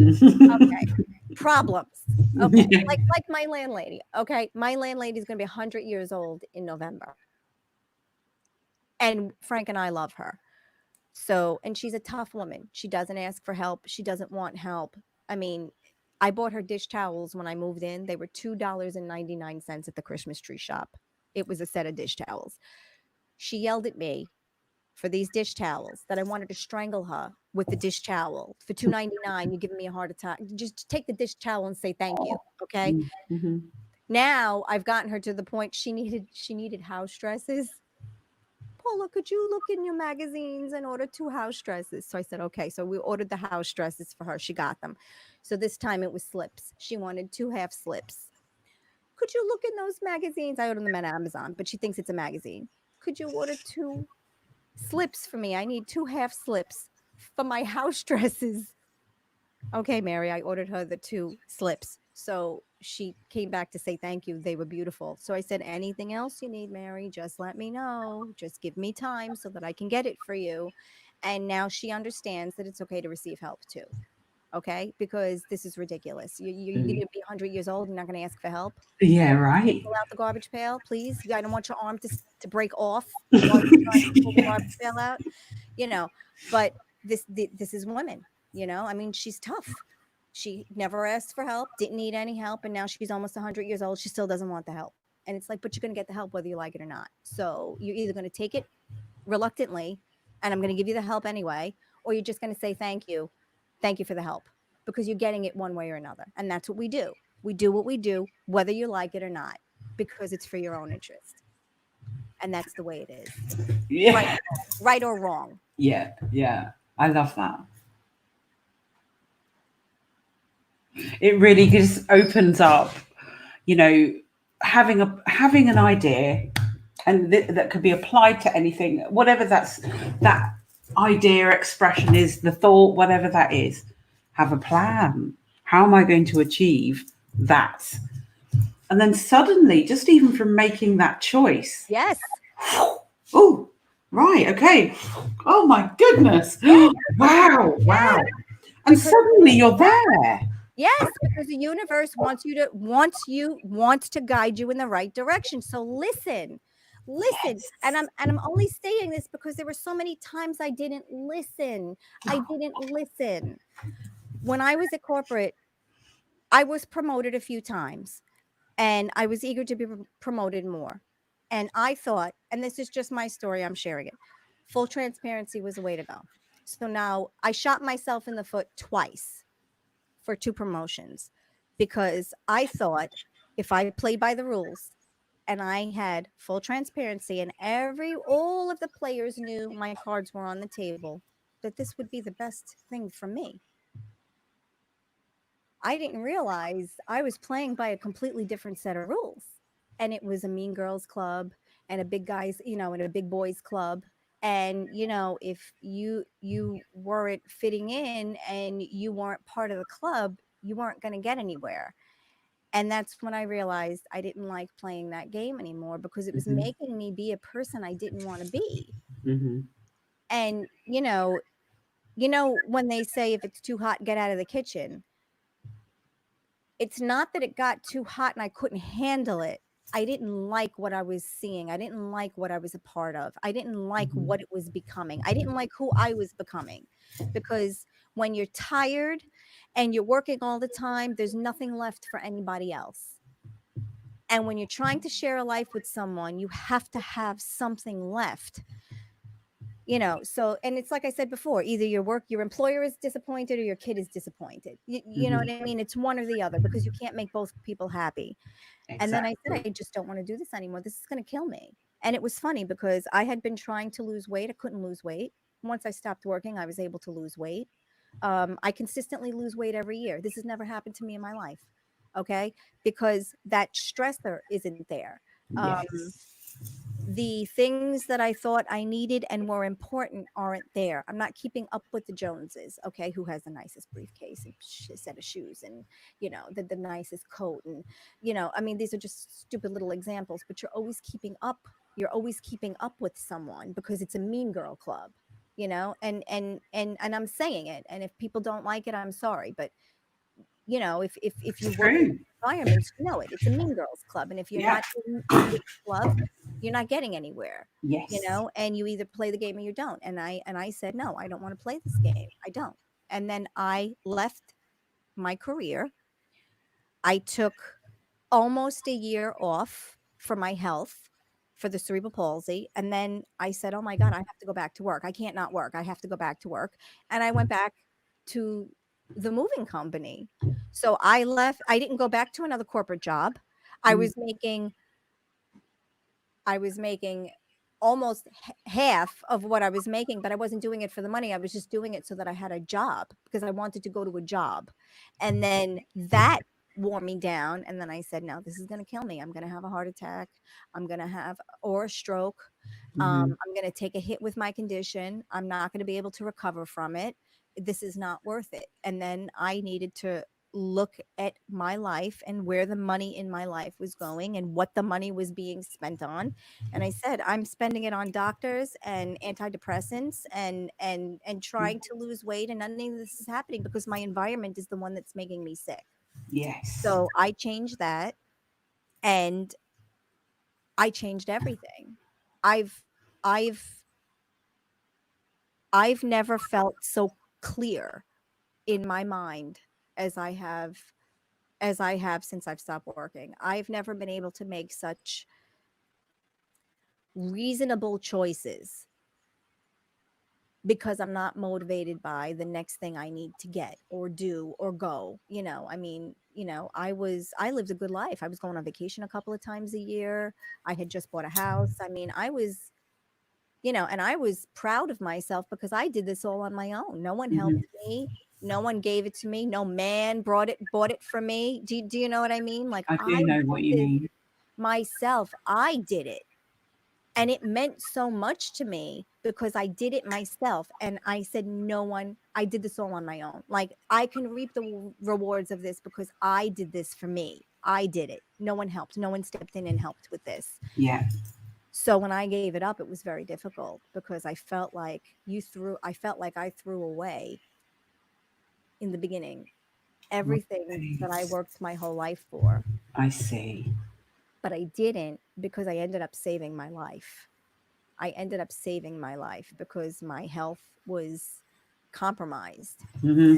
My physical pain was through the roof, and nothing I took and nothing I did was soothing me. I couldn't even self-soothe myself. It got so bad. So these decisions that we make are critical, but if we're making them for the right reasons, we can't fail. And if we allow the universe to assist in our decision making, we can't fail. And I believe that 100%. I don't know how I do it. I don't know how Frank and I get through the end of the month, because there's always something that happens. Here at his mom's, money is not an object now. Money was always the topic of conversation for me. Money was always a sore subject for me. I have less money than I ever had in my entire life, and money is not an object because I didn't make money the focal point anymore. Mm. It didn't make money That's the focal key. point. It That's was key. absolutely key. It was key, and it was hard. It was Yeah. hard. I didn't realize a lot of my financial problems came because my focus or my drive or my attention was put in the wrong place. So money, it was never enough money. Now it's like everything's paid. My bills are always on time. My focus is different. Those things aren't important. The pocketbooks and the trips and the dinners and the entertaining yourself and going here and doing that and seeing this, and none of that is important anymore. I'm not keeping up with anyone anymore. I don't have anything to prove to anyone anymore. I don't Yes. care. Do you know what I mean? I wear yoga pants every day. I don't care anymore. Do you know, Yeah. it's different. I love me more now, and that's just the way it is now, and Frank was funny because Frank was like, let it go, you're not going back to work, it's going to kill you, you're not doing that again, stop thinking you're doing it again. And it's like, oh well, and that part of the programming was the hardest part, really was it still is hard for me. I still feel guilty that I don't go to a job every day.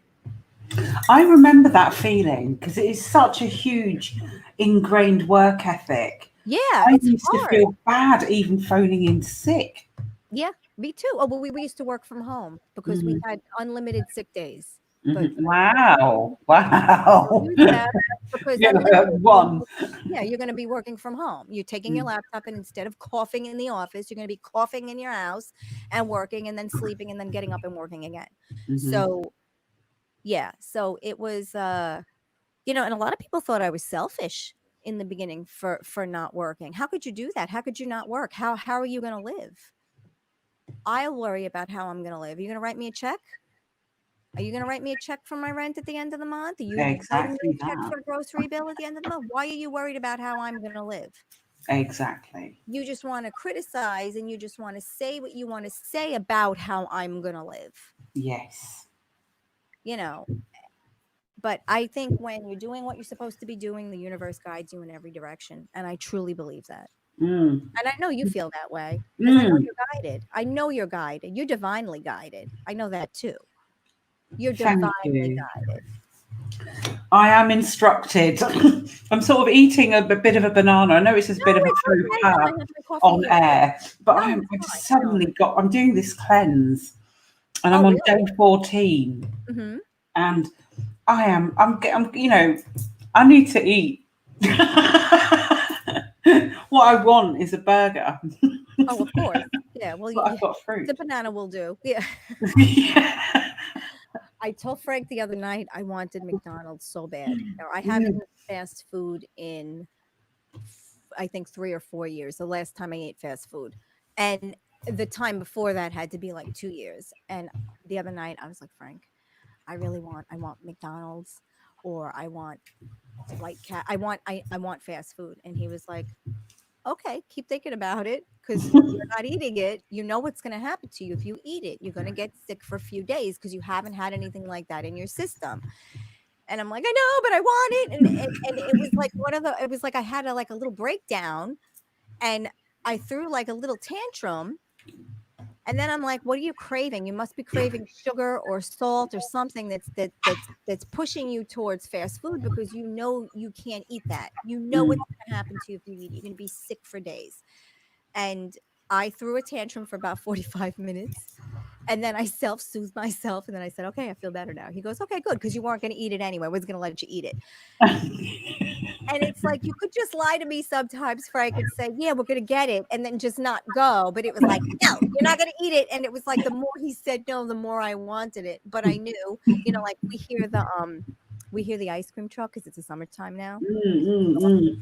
Mhm. And in the States, like in New York especially, Mr. Softy is a big deal. The truck comes and you get your ice cream, but I can't eat it because I get sick. Like I can't have anything like that. So Mr. The ice cream truck was here, Mr. Softy, and I was like, Frank, I want ice cream. And he was like, do you want me to go get the truck? And I was like, no, diarrhea is not a good time. I don't want to have diarrhea tonight because that's what's gonna happen to me. I'm gonna eat it. It's gonna be 4 minutes of heaven and bliss, and then I'm gonna be sick for 6 hours. Oh And no. but it's like everything else. When the universe is in line, is aligned with you, it works out. It just works out, and I can't say enough about it because once I trusted myself enough, and once I trusted in the universe, and once I trusted in listening and seeing the signs, I have never been let down. I Yeah. really haven't. And it was hard and it took a long time because I was afraid. I didn't have I guess the faith I needed. But now I have it, and now I listen all the time. I look and I listen and I wait for responses, and the universe will navigate the course one way or another. Yeah. Way or another. Oh, that's beautiful. Oh, thank you. Yeah, I feel like if I just want to take off and just do the job and get it done. So that's up to creator. It is. It is. It is. But you know what? They'll bring in, they'll bring in everything you need. The people, the place, the how, the when, the cash. I mean, that's just the way it is. You just have to be patient. Oh, well, no, I know, I know, I know, I know. Like Frank is like, oh, I don't want to live here anymore. I want to just go to the next thing. I want the next stage of our life to begin. And I'm like, the universe is not ready for that to happen yet. We Mhm. have to stay here a little longer. We're supposed to be here. We're supposed to be doing what we're doing. We can't. You can't push it, and you can't threaten the universe, and you can't say, well, if you're not ready, because then the universe is like, oh, okay, I'm not ready. Okay, wait to see what happens now. Yeah. And then you'll have 10,000 things you'll have to deal with all at once. Yes. So you're in a great position because now you just have to align with receiving Yes. and wait. Yeah. In alignment receiving. Yeah, you're lined up to receive. You have to wait now. Yeah. Not a I'm long just time. allowing that to I'm really paying attention to that allowing. It's hard. Mhm. The allowing is hard. There was a very one of the sweet girls on Expanding the Universe, Kala. She comes up on the show with Aaron, and she offered me a healing.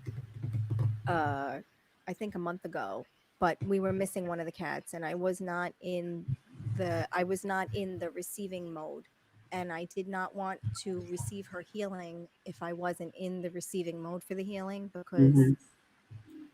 if I can't if I can't give anything back, I don't want to receive. So I have to energetically, I have to be able to give something back, because I don't want to just receive. I'm not a taker. I just don't want to take and not give. And it's an energy exchange. So I was not in the receiving mode. So I told her I wasn't ready for her healing. And I didn't want her to think I was being um, unappreciative, but I wasn't in a place to receive. And she, it's so funny. It's like these people come into your life. Like, you came into my life, and you from another country, and I saw you for 2 seconds, and I was in love. I talked to you for a minute on the phone, and I was in love. And I feel that way with her. I feel this very special connection. Although it was brief, it was a very special connection, and she's healing as well. From, like, I feel like our stories were a little similar. She had gone through a lot of I had gone through a lot of the situations that she had gone through. So I think I understood very well where she was coming from. And in particular, I felt that she herself was healing and growing, because she's basically doing what you're doing. She's just venturing out and trying on this new life. And so far, it's been working for her. And I was so happy, having heard some of her story, that that's the direction she was going in, that I didn't want to take a healing if I couldn't give her anything in return energetically, Mm. because I want her to succeed. Yeah. And she will succeed, and she knows she'll succeed, because the universe is guiding her energetically as well. So I do have to go back, and I do want to receive the healing, but I want to be in the receiving mode when it happens. um because she is healing, and I don't want to take anything from her, because she is healing as well. Because Hmm. Hmm. Hmm. you can actually, like, I mean, look how beautiful you're radiating. You're radiating this glow, this beauty, and I think it's because you are in a place, you are where you want to be. Do you know, you're where you want to be. There's no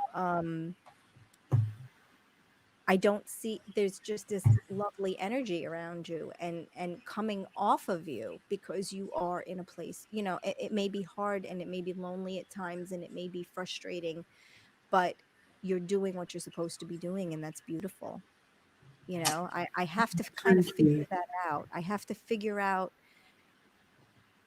you know, not everyone knows what they should be doing, or doing these wonderful, profound things. I'm okay with being in the background, just holding it up in the background. Like, I'm okay with that. For me, that's good. If I can hold it up for you, hold space for you, so you can do your thing, that's wonderful. That's enough for me. I don't have this calling to do anything great or wonderful. I just want to be. And if I'm Exactly. going to be, I want to be the best I can be in my heart. You know what I mean? In my mind.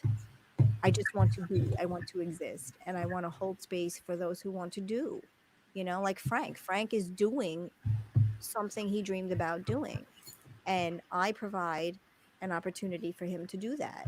And I'm aware of that. And I take credit for that. And I know my place in that, and it's a beautiful thing, because letting him do what he's good at and watching him do it is amazing.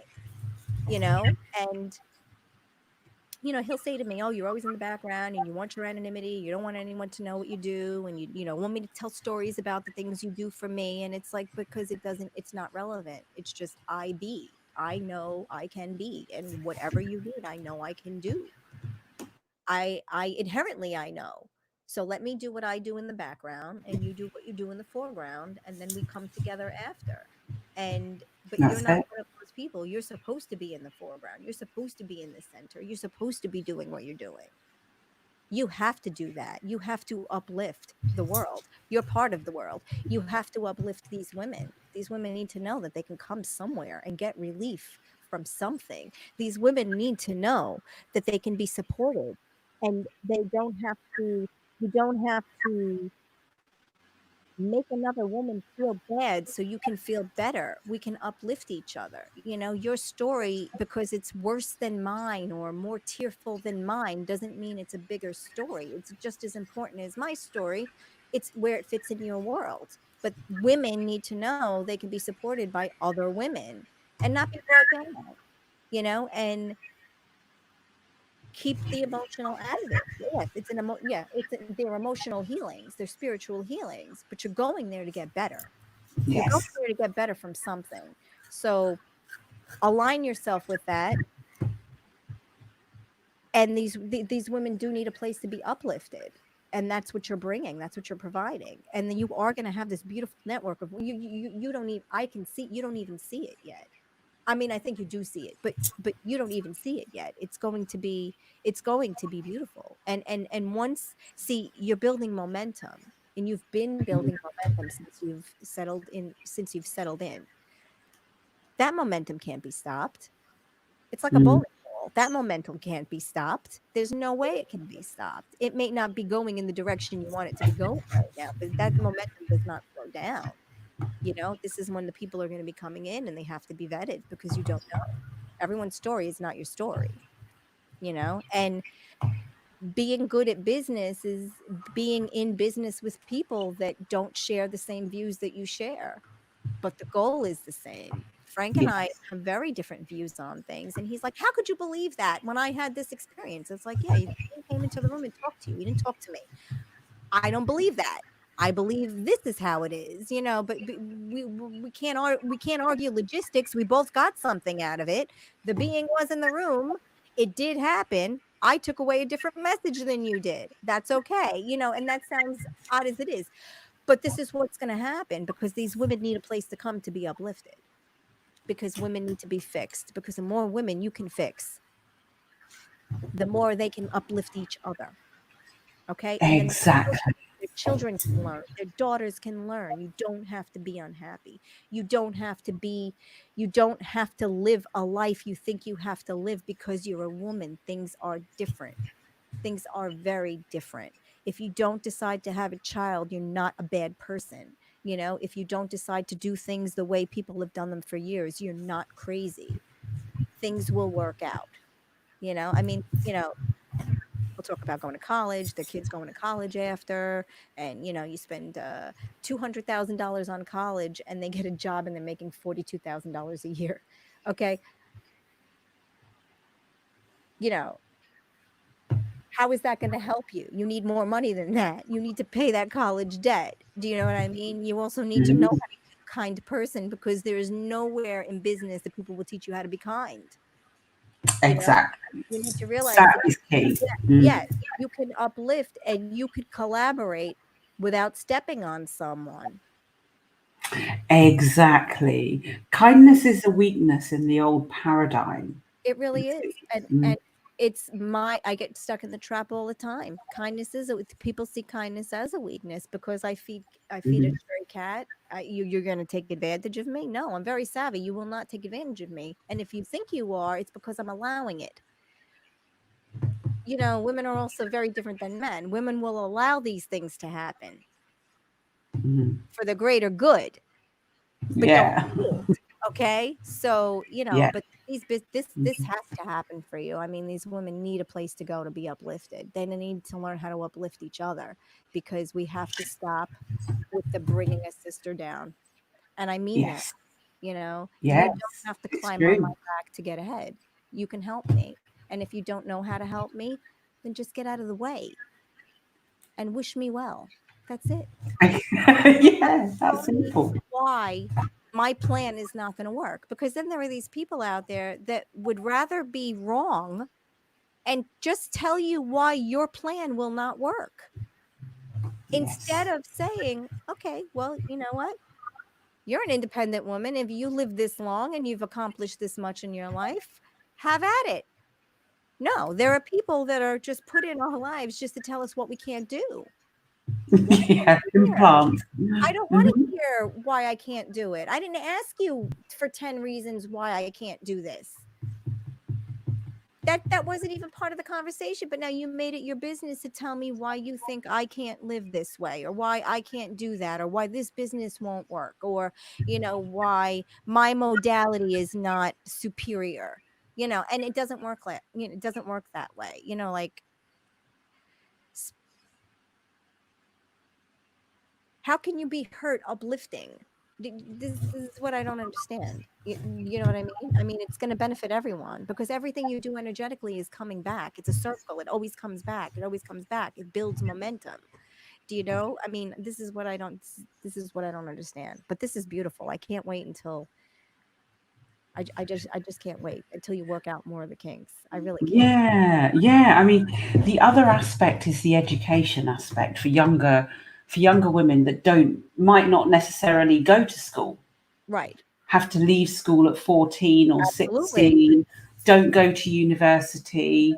So what benefit can they bring into their own lives, the lives of their families, but not just turning into a breeder, you know? Oh, I do know. Not Mm, just turning into a breeder. It's purpose, working with purpose. mm, Absolutely. yeah. I was hard for me because I was criticized a lot of, oh, it's a waste of a uterus. How could you not want to have a child? Oh, You don't know what you're talking. I was originally going to have was going to get my tubes tied. And this is funny because I really don't talk about this, but it's relevant. There was a point in my life when was going to get my tubes tied, and my GYN, I used to see the nurse practitioner, and I loved her, and she understood. She yeah. understood. And then I would meet with the GYN after my exam, and we had talked about it, and I shared my views, and I said, this is something I'm thinking about, and he vehemently shut me down. E. And I was already in Mhm, my 40s. I wasn't, mhm. I was already in my 40s.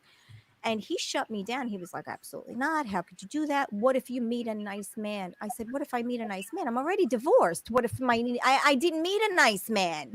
And that nice man tried to get me pregnant, and that's not what I wanted. So I have no outlet to protect myself from these things happening. Like I'm an educated woman. I have a steady job. I've taken care of myself. And now you think you're going to talk me out of something that I inherently know I don't want." Yes. I know exactly what you mean by that because in that profession, there are very few GYN females because they're at home looking after their own children, Their own having children. children. Yeah. So this man steps into your life and tells you what you can and can't do with your womb. Yes. Yes. Wow. After I knew from when I was in the first or the second grade that I did not want to have children because I knew that Mm, that's exactly I was going to be a breeder. That was exactly what's going to happen to me. I yeah. was a raised I'm Korean and Italian, but I was raised by my father's family, so I don't know my Korean side of my family that well at all.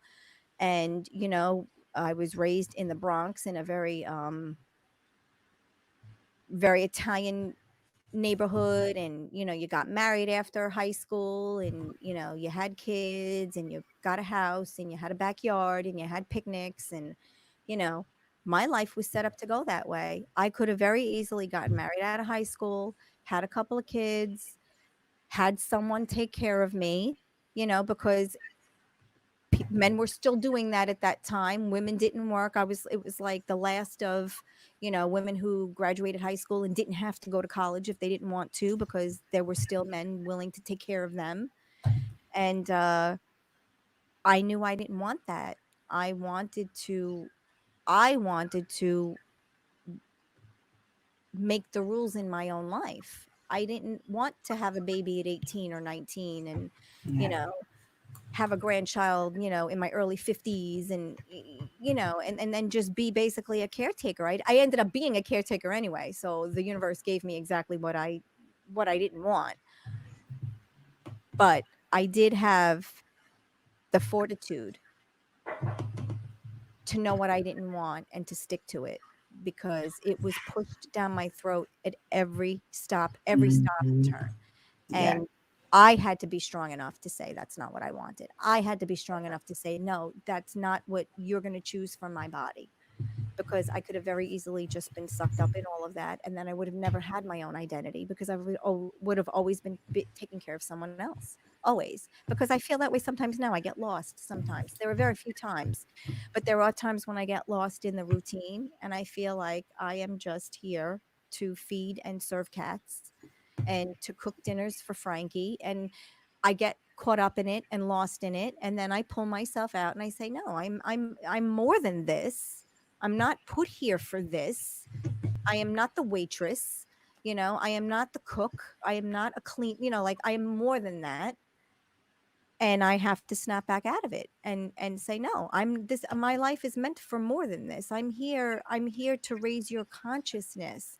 I'm here to help you understand that everyone is worthy of love, and everyone will be loved in one way or another. Maybe not the way you think you want to be loved, but you will receive love, and you will receive it from me, and you will know it came from me, and you will be forever changed because of it. That's what I want to do. That's all I can do. That's all I can do right now. Doesn't cost me anything to do that. Doesn't cost me anything to say a kind word to somebody. A kind word that may uplift that person and may change the way that that person looks at a situation. Kindness is free. This is what I don't understand. Kindness is free. Advice is free. Help is free. Why don't people want to share that? Why? What Mm. does it cost you to give me advice about a situation that I'm working on? Doesn't cost you anything. A tip or a trick, right? Mhm. Why is that so difficult? And that's why we need women to uplift other women, so that they share their knowledge and they share their experiences. Frank is like, "Oh my god, you think you know everything." And it's like, "No, I don't think I know everything. I've had many experiences. I've had experiences in every area of my life, and I've applied them in somehow." Like, I'll tell him, hang a nail in the, can you hang put a nail in the wall. I want a picture hung. And he would, in the beginning, he would get so nervous. Well, when my dad was young, my dad would yell at me if I did something wrong. I said, "But you're a grown man now.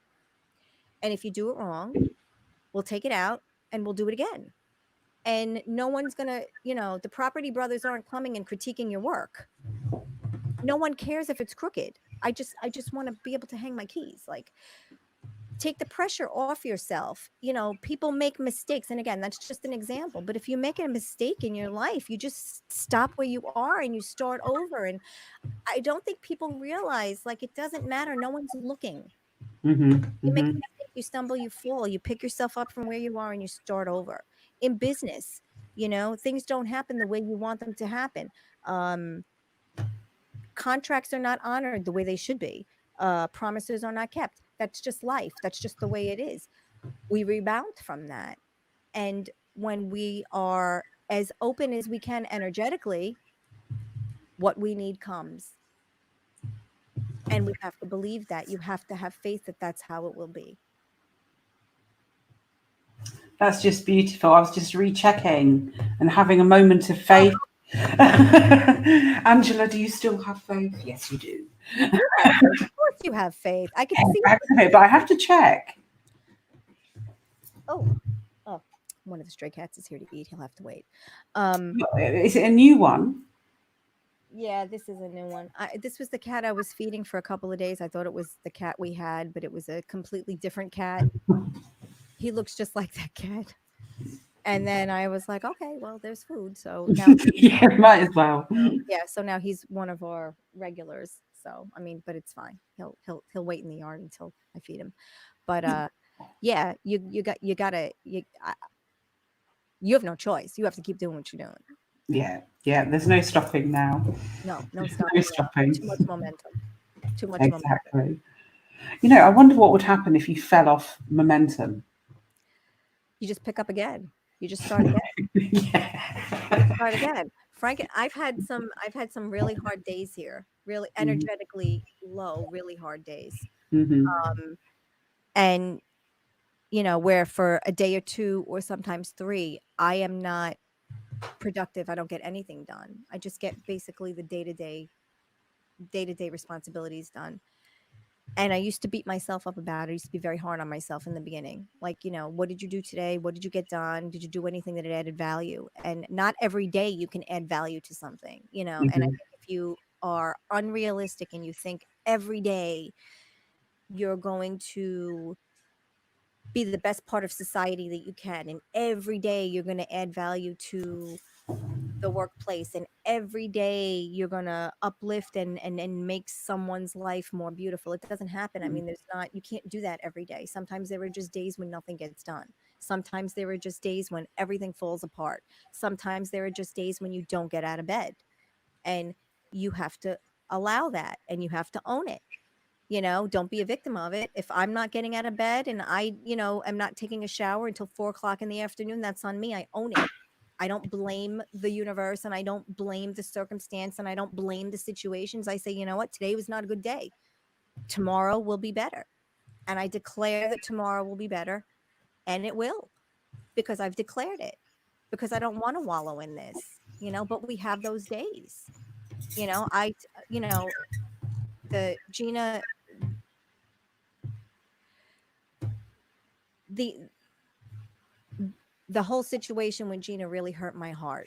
Right, I've got to stop you there just for a second. You Oh, need to know this. In the chat room earlier on, there were people talking about she's not dead, what? right? Um, hold on. Jen says that GoFundMe. Yes, all right, okay. So Jen says that she's not dead. It's a she has only been diagnosed and not been projected to have much time by the doctors that have examined her. So she's actually still alive, even though there was a crowdfunding thing, Yeah. um, and in that it alludes to her being dead. Oh, okay. Okay. Um, so the reality is that she's not dead. Okay. Yeah, and yeah. So I'm just, that's, I'm really pleased she's alive. The Oh, Queen of England had a rerun like this. There was a press release a few years ago that she was dead, but she yeah. wasn't. They just made a mistake. Okay. Okay. I'll have to So find out about that after, but okay. Okay. yeah, just to But let that you know did, that. it did. It hit me. It I felt paralyzed, and I'm not really sure why. Like Mm, yeah, I had a very hard time. So I'm very, if this is true, I'm very happy, because I had a very hard time with that one. I really did. She has, she has grandchildren. She has a daughter and beautiful grandchildren. I just, but the point is, again, like, you have to allow yourself these times when you're just on the floor and you can't pick yourself up. Just give yourself the time. And then, because I think if we constantly pushing ourselves and we don't give ourselves time to react to what's happening, I don't think, I don't know if we make the right decisions.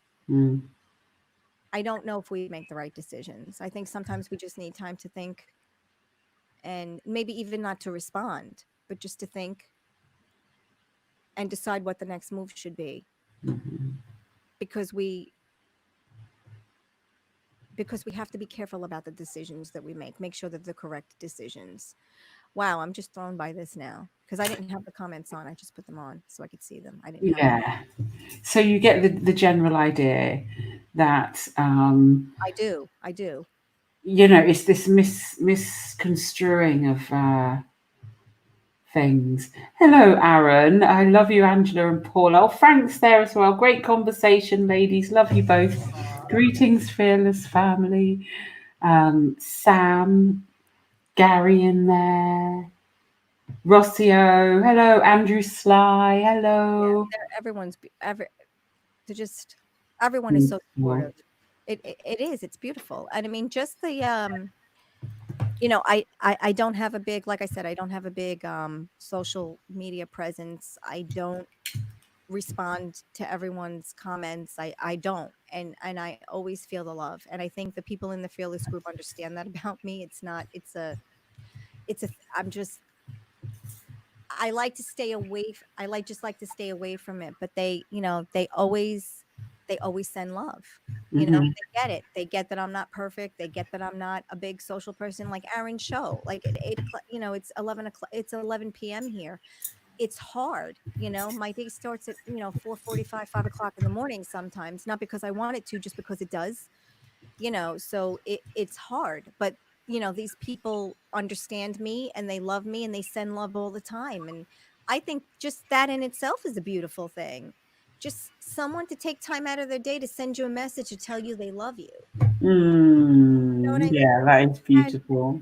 but it is beautiful, and I've never experienced this until we started this family. I mean, now people are always sending love and just dropping a note to say hi, thinking of you, or I mean, they're meeting people all across the country are meeting each other. I mean, we got to meet you, and then you came back around. I mean, I got to see the beginning of your journey, and I was almost at the end.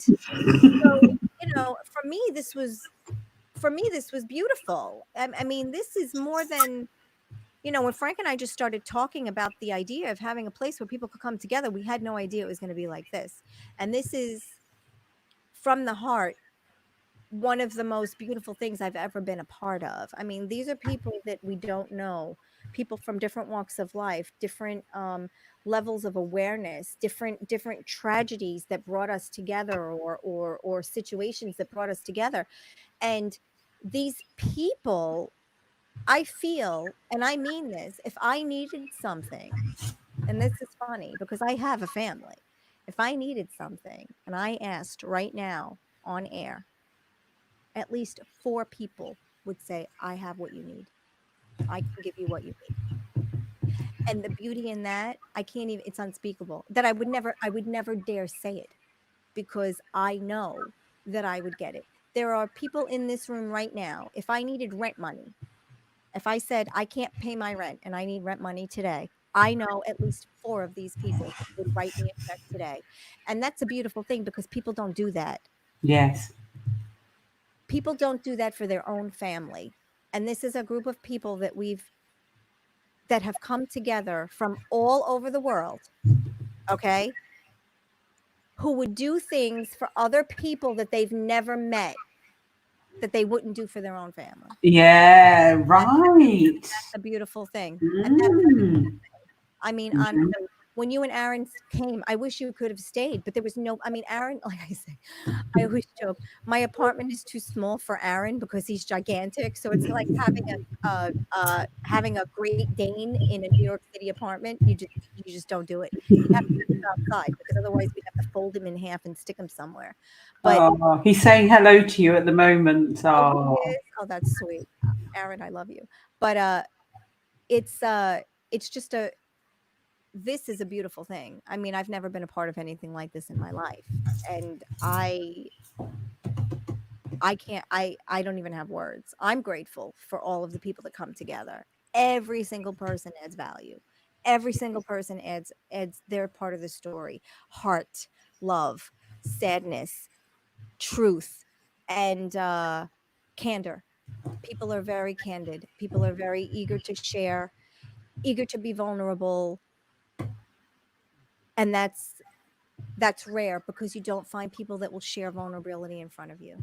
oh, never, No, never. Very no, little, but on very few occasions. very few Yeah. occasions. I mean, myself too. I can probably count on hands how many fingers, how many times I've actually been vulnerable in front of people. Yes. And Same. in this situation, I would Mm-hmm. have no problem. No problem. Honestly, I know what I know, and you know, they may not realize it because I am not as active as Frank is socially.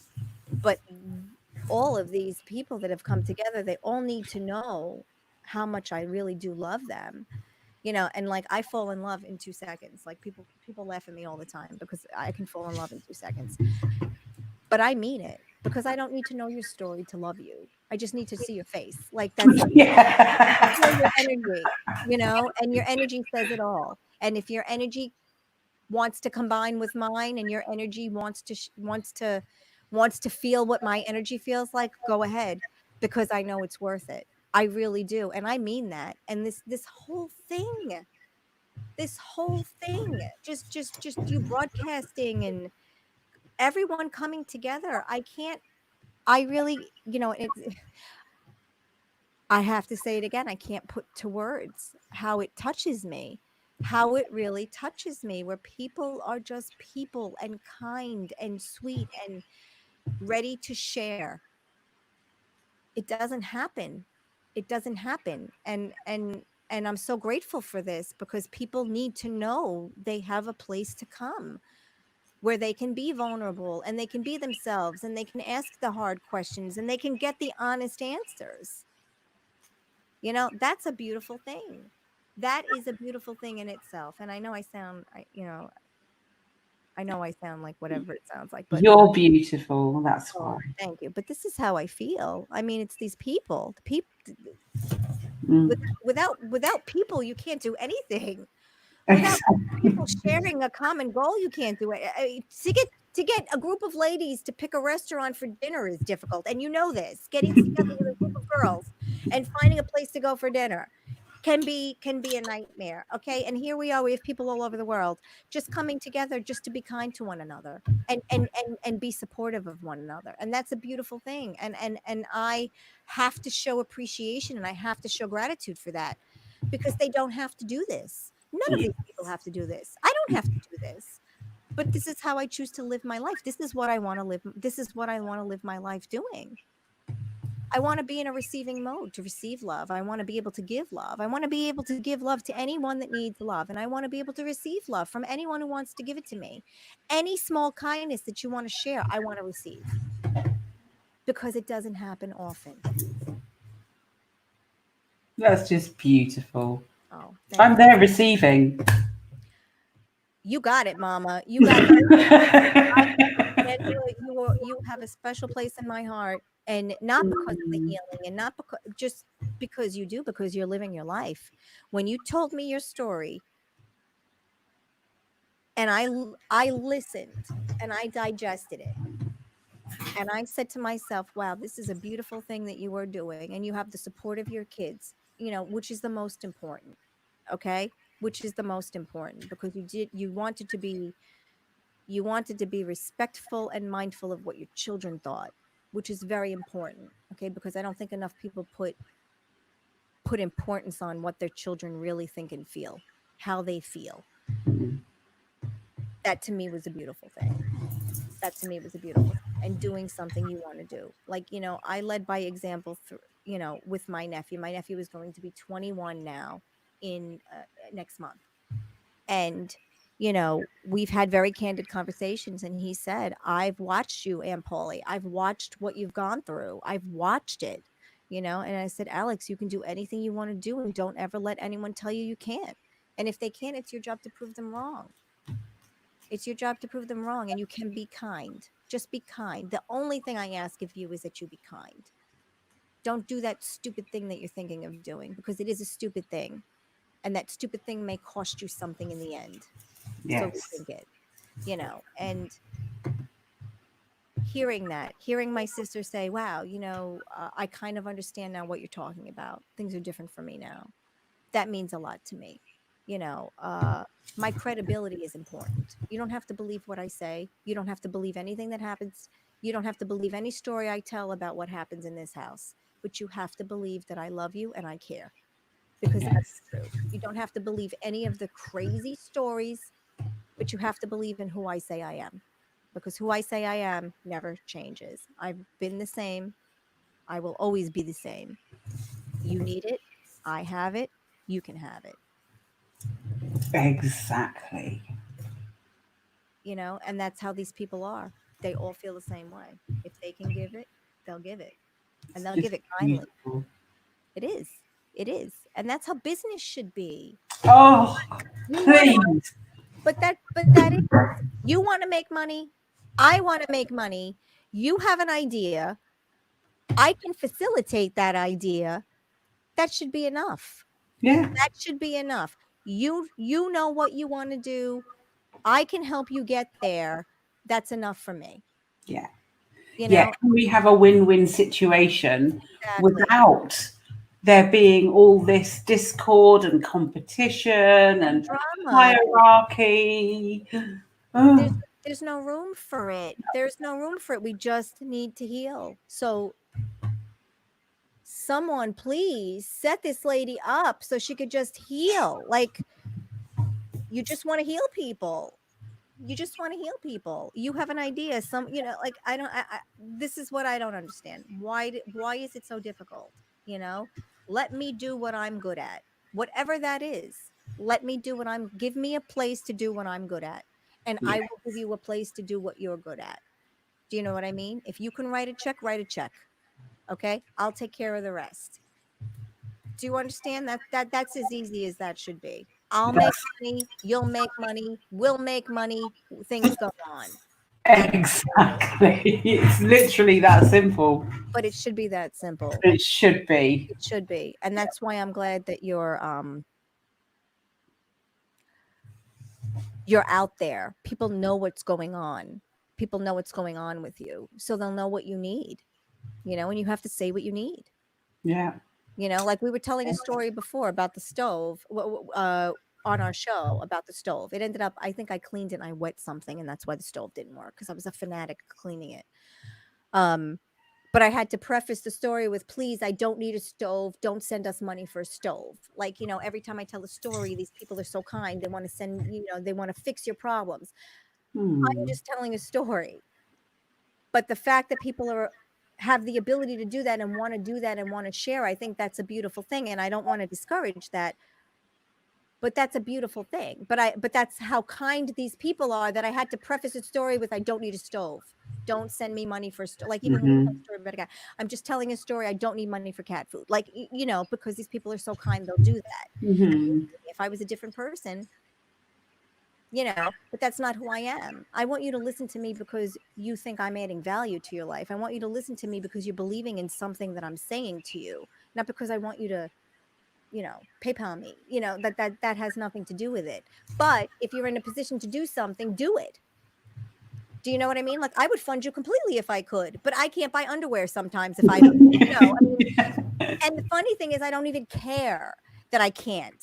That's the fun. Like, it's not impacting my life that I can't. Whereas it would before, okay? It would freak me out. Like, my priorities are different, but you are in the receiving mode. So I'm hoping that what you need comes to you. I'm hoping that I can facilitate getting what you need to come to you. Because if I can do that in the background, then I'm okay. And that's Oh, blessings. Thank you. so I'm trying, Angela. I really am. I'm Thank you, letting it all Paula. out, but I'm trying. I I really am. love you. I love You you know, too. you're amazing. I love And you I'm too. so pleased that you're on this broadcast. Oh, thank you. And thank you for inviting me. That was very kind of you too, because I haven't worked, and I don't, I don't know. I don't know. I don't know. I don't know what You know everything. I think I know everything. That's what Frank said one day. You know everything. I said, Frank, I only think I know everything. I don't know. Uh, but yeah, no, I loved doing this. This was a good time. Brilliant. Well, I'm sure you'll be back. We can do other things. I Oh, would love to absolutely. do some really killer comedy with you sometime. That would be amazing.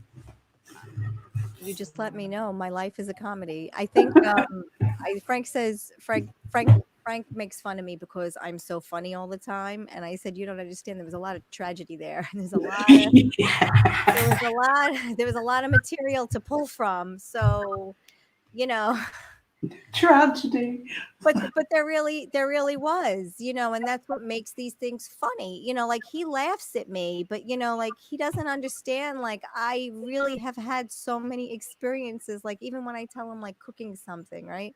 I said I was in a situation. Do you know how many bad meals I had to eat until I learned how to cook? But you have to eat them, because if you don't make it, you don't get better and you don't learn. And he's like, "Oh, I never thought about it that way." And it's like, "Yeah, Frank, thankfully you don't have to eat bad meals, because I've already been through that." Like, Yeah. like, and now he's getting it. It's like, I've already done it and failed and cried and bought the t-shirt and had the autographs from all the people that have wronged me, and I just, none of that. There's no room for that anymore. I don't want it. There's no room. I want to be light. I want to go. I don't want to hold on to it. I don't want to, I don't want to, I it doesn't suit me. I don't want to keep it with me. If I don't need it, I want to get rid of it. I don't need those old thoughts. I don't need those old perceptions. I don't need those old views. They're not me anymore. They don't suit me. Like, people think they know you. Um, they know what you let them see. And if you don't let them see anything, then their opinion based off what they think they know is not accurate, because you Ooh. let them see anything. Yeah, it's true. Do you know what I mean? Like, Hmm. if people can tell when you're not being genuine, Mm. anyone can tell Oh when you're yeah, not being genuine. yeah. But I think we do such a good job of not wanting to be judged or criticized or I don't know, I guess evaluated, that we hide these things about ourselves. Like, I make Mhm. no apology for how I feel. I make no apologies for the things I say. Um because I don't say anything with malice. I say it because that's how it's impacting me in my life. So everything I say and every opinion I form is based on something that has happened to me directly, not indirectly, directly. Okay. So if I can share, that's fine. If I offend you, I apologize. If you don't like what I say, apologize. If it resonates with you, I'm grateful. Yeah. You know, take, climb on my back, take something that I've already been through and apply it. We don't have to all hurt together and all go through these tragedies together and all suffer together. You know what I mean? Take a Yes. little bit of what I've done and apply it. I mean, we've all been there. We've all been there. And now I'm ready. I want this half of my life to be smooth sailing, whatever smooth sailing is to me. And right now, it's paying all my bills in 1 month and getting through the day. And that's enough for me. I go to bed. I have a clear conscience when I put that my head on that pillow. I know I did the best I could do today. Maybe I'll try a little harder tomorrow. Maybe I won't. That's all I can do. But Yes. I make it my business to be as kind as I can, because that doesn't cost me a thing. And Exactly. if I slip up, I start from where I am, because not everyone's wonderful. There are times when that like Mary, like my landlady, I just look at her, I just want to shake her and be like, "Mary, come on, Mary. Like, come on." But work with me, Mary. But I mean, you can't do that. So we just try. We try, and hopefully someone gets something out of it, so they don't have to go through that also. They don't have to learn that terrible lesson also. Yes. Take it. Take the advice. Take the just take whatever little piece of it is going to help you and apply it somewhere, because life is short Exactly. and people don't share. So when people share, take notice. When people share their story and share their life with you and share a piece of their history with you, take notice and Yes. listen, because you're being told, you're hearing the information for a specific reason. You just don't know what it is yet. You're hearing this for a I'm hearing this for a specific reason. I'm learning what I can learn because I need to know this. I need to do everything I can to make my life easier and not harder. No more tears. I don't want to cry. I don't want to be upset. I don't want to be heartbroken. This is life, yes, but I want to minimize this. This is the women's work. It is. It's the wisdom in action that I love. But it is. I Yeah. listen when you've shared stories, when other ladies have shared stories in the group. I listen and I apply. I apply what I can. You know, yeah, we have to make our own mistakes in order to learn. But you can listen to what happened to other people and say, wow, that resonates with me somewhere. Let me see what I can take from that. Okay. What can I take to make my life easier? What can Hmm. I take from that to not have this be so painful? What can I do next time? Like it basically is preparedness, like trying to be prepared for the situations at hand. You try. You can only do what you can. You can't be prepared for everything. The universe is going to throw you a curveball. There's nothing you can do about that. But if we can adapt, Yes. we'll be okay. Yes. And I think we've all proven that we're very resilient when it comes to that. I mean, in this time we've all adapted, okay, because we're still here, we're still functioning. Just we just got to keep good doing it a little longer. We have to keep pushing through a little longer. So it's having a dream, an idea, a thought, a choice. Anything. Yeah. Yeah. Then strategy. Yeah. Then strategizing a little bit, seeing Yeah. what's realistic, what's not realistic, what can I do today, what can I do tomorrow, and then Planning and preparedness. putting a plan together and then acting on it. Even if it's just a little momentum, just a little bit, acting on it, and not talking yourself out of it. Because how many ideas do we talk ourselves out of every day? How many wonderful ideas do we say, no, no, no, no, no time for that. Oh, There's no time for that. No, yeah. there's no money for that. There's no money for that. There's no time. That's going to take too much, and it's unfortunate. I mean, we have everyone that's in this chat room has a wealth of information that they can share, a wealth of knowledge that they can give you that will not cost them anything. And they're here, so they're happy to share. Do you understand? This is a group of like minded people who want to be here, who want Yes. to add value. And now they're given a venue, they're given an opportunity, they're given a place to do that. And that is important. That's important. This is what means something to me. These people coming together, coming Beautiful. together and sharing ideas. It's beautiful. You don't know who anyone is. You don't know what anyone has to offer. You know, you don't know. That's the beauty of it, because you can't just look at someone and say, "Oh, well, you don't know." You really don't. I'm so happy for you. I can't wait to see what's going to happen next. Like I'm Oh, so curious. yeah. Well, it has a structure, this idea. So there are different bolt-on elements that support it. So Mhm. it's not completely like a project where you'd throw funding at it and need to Right. continually do that. Right. It's self-sustaining Right. in what it does by itself. But the beauty about it is that we can collaborate with other women who are struggling in the areas of um, problematic menstruation, Mhm. any womb issue, so that's any polycystic endometriosis, Mhm. issues around pregnancy, the womb, damage to the womb. One of the best skills that I was taught is how to repair cesarean section, right? You can Really? imagine how that impacts a woman's life who's had a C-section. Mhm. It completely does. It's something that I've experienced. I know that the hard way. That was one of those hard life experiences. And I set about to heal myself of that because it impacted what I could do. It Really? impacted everything, all areas of my life. And then I found the right ways of doing it.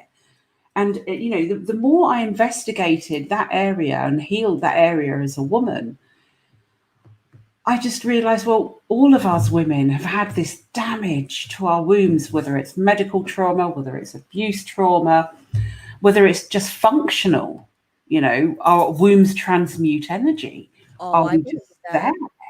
right? In a room full of guys in a corporate environment, what is happening? You are literally using your own frequency to transmute the energy of maybe 12 men in a boardroom who really hate your guts because you're a woman. Absolutely. And you've given those men power to make decisions over a woman's body. They cannot understand a woman's body. Yes. I don't think I don't think men should make decisions about women's bodies because they don't have the experience. I really do. I would never try to tell a man why he feels the way he does because of his prostate. Like I would never make assumptions on why a man feels the way he does. You know, and it's such a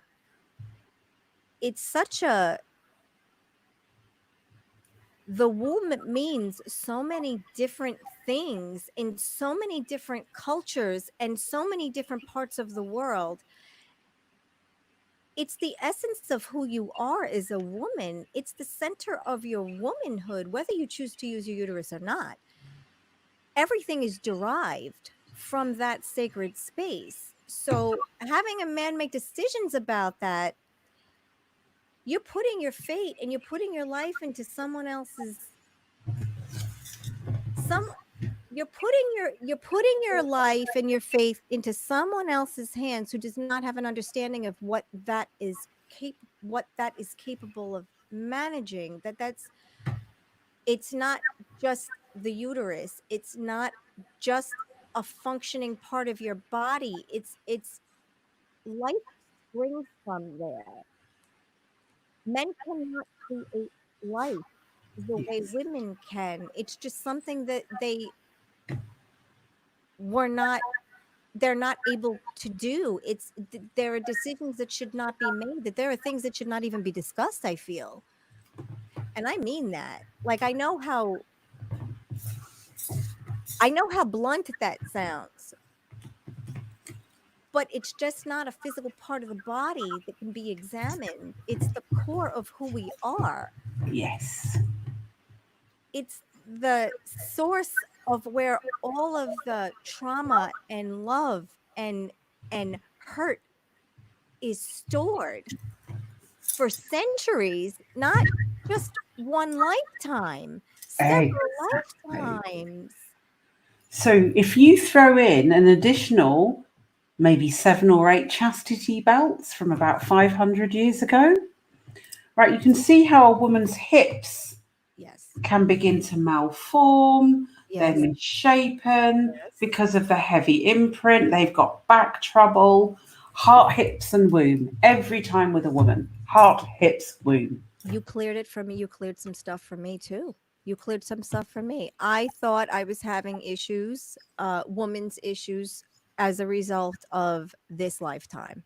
And you helped me uncover that it was probably multiple lifetimes and probably exactly what I thought it could have been, but I think I was too afraid to say it out loud. It was a female circumcision, past life female circumcision in that area, but I had tied issues to that area of my body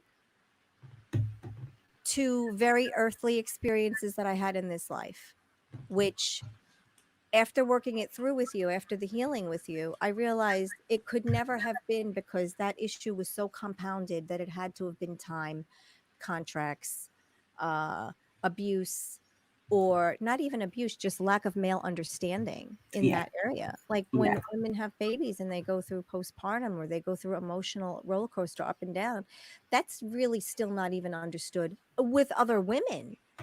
Other yes, women have a hard time understanding that. Animals in the wild reject their young sometimes for whatever reasons. I mean, why would we not think that that would happen to women who have babies? You know, a lot of these things are out of our control. We've had vaccinations, we've been given injections for different things, medications have side effects. Why would you not think that you're taking a medication because you're trying to get pregnant, or you're trying to stay pregnant, or you're trying to be fertile?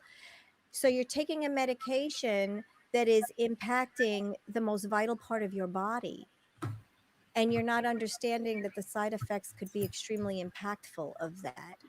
Okay, you're taking medication to help you with the only part of the body that allows creation, and those medications were made by men in a lab to help situations that they thought were women's problems 40 years ago. Made by men, tested made, on women. made by men, tested on women, okay, who did not have any output in what happened after that. Yeah. Okay, I was on an antidepressant, and right before I stopped taking it, after I had my first ayahuasca experience, I rationalized it. I put a plan around it. I strategized around how I was going to implement this medication, what I expected to happen as a result of being on this medication. And then when I realized it wasn't enough, when it was time to, this is when I realized I was unhappy at my job, and I knew I didn't want to be there anymore. I went to my doctor and I said, I can't, I think I need more. I need you to increase the amount of antidepressant. You need to increase the milligrams because it's not working enough. I need more. And he said, no problem, I can do that. And on the car ride home from the doctor's office, I thought about the conversation that I had with my doctor, who is a Mm. man. And I realized that his response to me was to get through my life was to take more medication. And I said, that's not the right response. I need to change something. Okay. Because I'm putting a band aid on the problem. I'm taking more medication. I'm putting a band aid on this problem. And then I had a very logistic, realistic talk with myself on the way home. And I said, no, this is stopping. This is not normal. This is stopping. It's not normal. I can get through this without medication. I need to do something else. And then I said no. And I stopped. And then, throughout the years, and then like your healing allowed me to stop the other medication. But I had to look at what I was shown, and I had to look at what was uncovered and what came up, Angela. Yeah. It was hard. It really was, because I guess I was in shock at what I knew to be true, but that I wouldn't allow myself to really work through. And I had to face it because now you had unearthed it, and I knew what I had to do next to physically heal. I knew that I needed to go through each layer, and I needed to break down everything that you brought up as an issue, and I needed to really look at it. And if I couldn't see anything, I needed to respect when it was coming from, when in history this could have impacted me. And to put it in its place and to say, okay, this is something that is going to take a lot longer for me to heal than this thing. I don't have what I need to heal this now, but I can heal this part. And in healing, in breaking it down and picking and choosing the things you can heal, you actually put the other things into perspective, because it's like you put a place marker there and you say, I need to revisit this, and I need to see why this keeps coming up. And it came up in the past, it's come up again. I'm not looking at it correctly. And I need to talk to people, because maybe another woman is going through exactly what I'm going through. Maybe another woman is feeling what I'm feeling. Now it's a very hard time because now I'm in perimenopause. Um, So things are happening that's out of my control, and I'm trying to handle it as best I could. Um, Rationally, realistically, talking to people that are going through similar situations and saying, "Hey, what did you do? What worked for you?" Or what didn't work for you? And if they're willing to share and be honest, that's better for me. You know when someone's sharing with you, you know when someone's being forthcoming with you, you know when someone's trying to give you good advice. And I think if you use your discernment, you can really pull out, you can really you can really get all the questions answered and really help to heal yourself. That's it. And it's this inquiry, giving yourself that time as Yeah, a woman. it was hard. I mean, there's still a few things that I have to go back to and look at again. Things that came up with us. Um, you asked me a very poignant question, and you made a statement. You said you liked it better as a man, and before you were even finished asking, I said yes, and I had to revisit that because I answered so quickly, and then I really thought about it, and I realized that in other lifetimes, I think when I was a man, see, I can't even talk because it's true.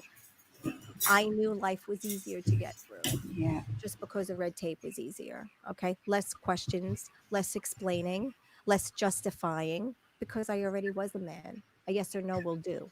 When you're a woman, a yes or no doesn't do. You need more to back it. Why? Yes, it's Because that's true. the way it is. Why? Mm. And Mhm. why do we put up with it? Because we do. Why do we give justification and clarification and we give every understanding and reason in the book is because we think we're being heard, but we're not. We're just having to justify what we're standing by because if you're a man and you say yes or no, that's the end of it. Yeah. Someone can ask why, and then a short answer is given, and that's enough information. And I did like being a man better. I don't know when I was a man. I don't know how long ago it was, but I do know vehemently it was easier being a man. Easier being a man than a woman. And geographical locations make sense now. And I know a lot of the trauma was tied to geography, which is very strange, but it's not strange because if you can piece together parts of your history, you can kind of figure out what happened along the way. Lifetime, like you can Exactly. kind of figure out how you've migrated through from one continent to another. Like, it it's it's overwhelming and it's fascinating. You get that insight and you can really piece together a lot of what could have happened to you, where the trauma could have taken place, what the causes were and why. Was there a war going on? Was it a heightened political time? Were men in power? Was it a religious? Were there religious overtones? Were there tribal overtones? Mhm. Was it a village experience? Was it a woman? There were a lot of issues that came up for me, specifically women related, but it was the time women had no power. They were Yes. powerless. Then there was another time completely when women did have power, when they were the healers and the shaman that they were meant to be, and people revered them. Okay. And they got their proper place in society and they weren't misjudged and doubted and ridiculed and ostracized, because I could feel the energy and I could feel energetically how I felt when you asked me those questions. Where was I? What time of the woman was it? Was it a good time for women? Was it a bad time for women? Was it a good time for religion? What was motivating you oppressing me? What was motivating that? Was it oppression? Was it uplifting? And very few times it was uplifting. Very few times. Mhm. Most of the times it was oppressing. And again, specific parts of your body. You have no reign over specific parts of my body. You don't know how my heart works. You don't know how my head works. You don't know how the inner workings of my sexuality works. You don't know where my motivation comes from, loving or hating. You don't know where that comes from unless you know where you've been. And those healings help let you know where you've been. And if you can make the connections, you can kind of piece together your story, because your story is over time. Like, we don't, they don't, people don't get it. It's your story has been your story for thousands and thousands of years. It's not just your story now. All of those things make up who you are. Geography makes up who you are. Where the incidents happened, where were you? When were you? Why did those things happen? And it's very easy to understand if you know the geography, you know the history. Was it the time of woman? Was it the time of man? Those questions are important. A lot of my repressed feelings, a lot of my fundamentally, a lot of my issues were being oppressed, being Yes. oppressed physically having my body manipulated to, Yes. uh, I guess, to control me or oppress me. Contracts that we've signed, even when you declare your love for someone or your hatred for someone, those contracts aren't broken over time. Those contracts, if you believe them when you said them, those contracts are honored. When you take Yeah. vows, those vows are honored lifetime after lifetime. They're not broken Yeah. if you believe them when you took them. There's an understanding that needs to be understood about why we feel certain like why we feel the way we do about things, emphatically right or emphatically wrong, hard opinions on certain things. Those were constructed over time. Those were declarations that we made years and years and years ago that we believed and that we refused to break, like vows of silence and vows of chastity and vows of poverty. If those were taken years ago, they could explain why we live the way we live now, why it's never enough, why there's not enough money or enough love or enough, those vows we took a long time ago, they don't break if you believe them. But your circumstances have changed, your life has changed. We have to break those contracts. They don't suit us anymore in this life. They're holding us back. Those are memories we're not allowed to access. Exactly. It's like an update. It really is like it's yeah, it is. Yeah. It's like an upload. It Yeah. really is. And I got so much and like I said, it wasn't even we were entertaining and you were nice enough to give me the healing in the other room. So I mean, I got more out of it than if we would have scheduled time and I would have been laying on a table and you would have been, with the mask on and doing your job. I got everything I wanted to get out of it because it was important that it happened. And it's important that I fix myself from those things because I don't want repercussions. I want to go into the next whatever the next phase is. I want to go in light and I want to go in clean. And I want to go with as little resistance as possible because that's what it is. It's all resistance. We're resisting this and resisting change and you know, resisting thought. It's like just stop and break it down and heal and pick it up again. Pick it up again wherever you can. And no one knows that better than you. I mean, just that little bit that you did for me, I can't even and I'm just trying to be very clear for the people that are in the chat room, the people that are listening to this. I'm trying to be very clear about why these healings are so important because they're tied, lifetimes are tied. You're doing things and you're making decisions in this lifetime that are tied to decisions and things that we had to do in those lifetimes to survive. We don't have to live to survive anymore. It's a different life. Yeah. We're not surviving. We can live now. We've That's evolved it. enough where we don't have to survive. So that survival mentality, those agreements that we made were made for survival. We don't have to do that anymore. And that's why the healings are important. And that's why the energy work is important. And I just from me, I want people to understand because I got so much out of it.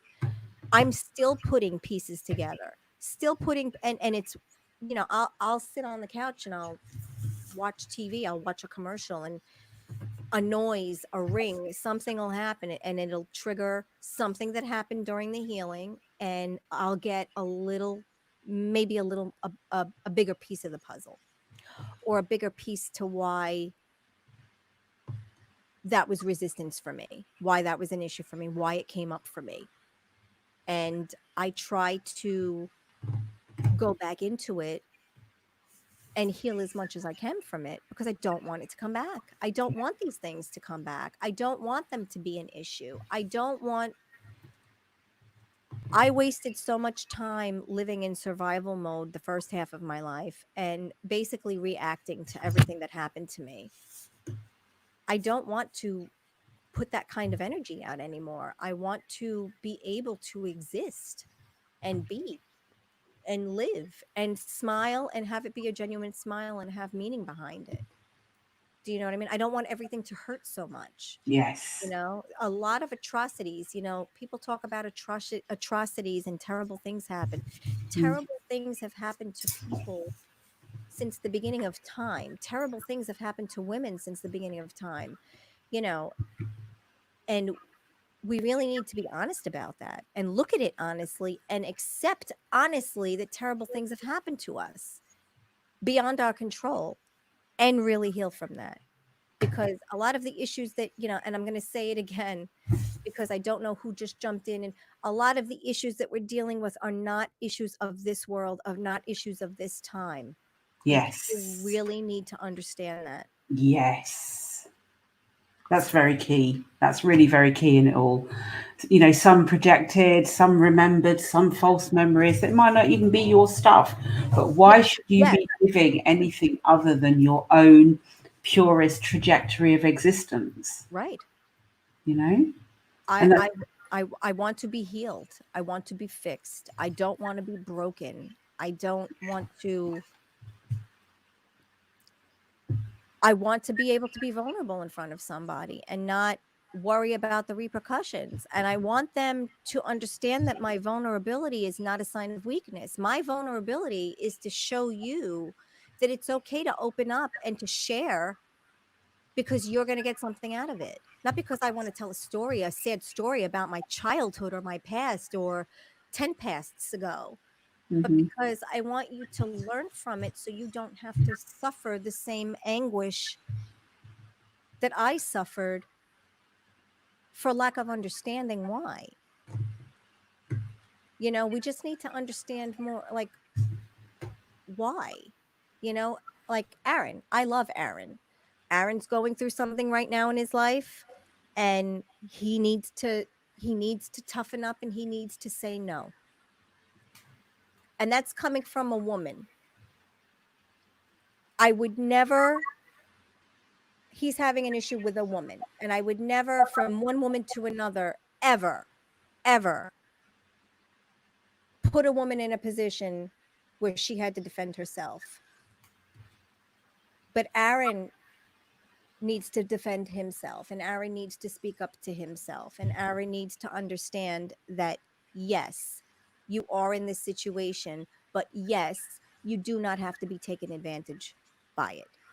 And yes, it is okay to say no. And yes, because it is the sacred feminine, she's not always correct, just because she is the sacred feminine, just because she Yeah. is a woman, and that you have a right to feel the way you do, and you have a right to stand up for yourself, and you have a right to say no also. Yes. Frank went through a similar situation. Frank, with women being in a vulnerable positions because of women. And I had to tell Frank, it's okay to stand up for yourself too. Not all women are worthy. Not all women are worthy of you. It's true. It's true. And it's sad. No, it Protect space, Jesus, somebody said in the chat. Willow, that's so funny. Protect him. Sorry. is. No, I think it's funny too. I'm just joking now. Sorry, it's my allergies. No, it's okay. You're cool. You're absolutely cool. But I think that, yeah, because it's not fundamentally a fight about men and women. Aaron is Mm. in a situation where he does need to speak up for himself. He does need to protect himself, and it's not wrong. You cannot It's okay to be firm, and it's okay to say no, and it's okay to be correct, and it's okay to understand that you're correct. You're not shutting it down. Hmm. This is how I feel. Yeah. Um you know, men are equally as vulnerable. Mm. We don't give it enough. We don't think, I don't think, because I don't think enough about it. When men are put in a position where they have to be vulnerable because of sexuality, or because of the way a situation is playing out with a man and a woman, men don't take the time to heal when they are taken advantage of, when they are put in a situation they don't want to be in, an uncomfortable situation they don't want to be in, and they don't realize that what is sacred to them is sacred to them as well, in the same way and in the same manner, and that needs to be respected too. Like, women take for granted any, like, if something happens to a man sexually, or something happens to a man that's inappropriate, or something happens to a man that they don't want to talk about, oh, he's a man, he'll shake it off, he'll get through it. Mm. That vulnerability, that sacred space, is sacred for a reason. So when there's a violation, or something that's unjust, it's just as difficult for a man to get through as a woman, whether that happened in this lifetime or lifetimes ago, and that needs to be worked out too. And I think that sometime that you can harbor resentment or guilt, or lack of understanding for why these things happen, and I don't think men give themselves I don't think they give themselves the space, or the time, or the proper energy to heal sacredly either. Like, it's sacred. Yes. Yes. Sacred, period. That part of your body is sacred. That part of your heart and your mind is sacred. Nothing should be taken from you that you do not want taken from you. Mm. Period, no matter what it is. And I think men need to deal with that too. And men need to acknowledge that as well. Oh, You know, yes. so I just we need to heal, because when we heal, and when we heal collectively, it's contagious now. You're gonna start going. I was just trying to turn it off, mute it, so I could be a little bit more gracious. Oh, The because it's sound on. being like a Because it's on, yeah. But cougher off the microphone. it's the same thing. Men don't give them time. I don't think men allow allow themselves the time to think about that Mm. in, Mm-hmm. in the way that they should. They are sacred too. Their bodies are sacred too. You know, um,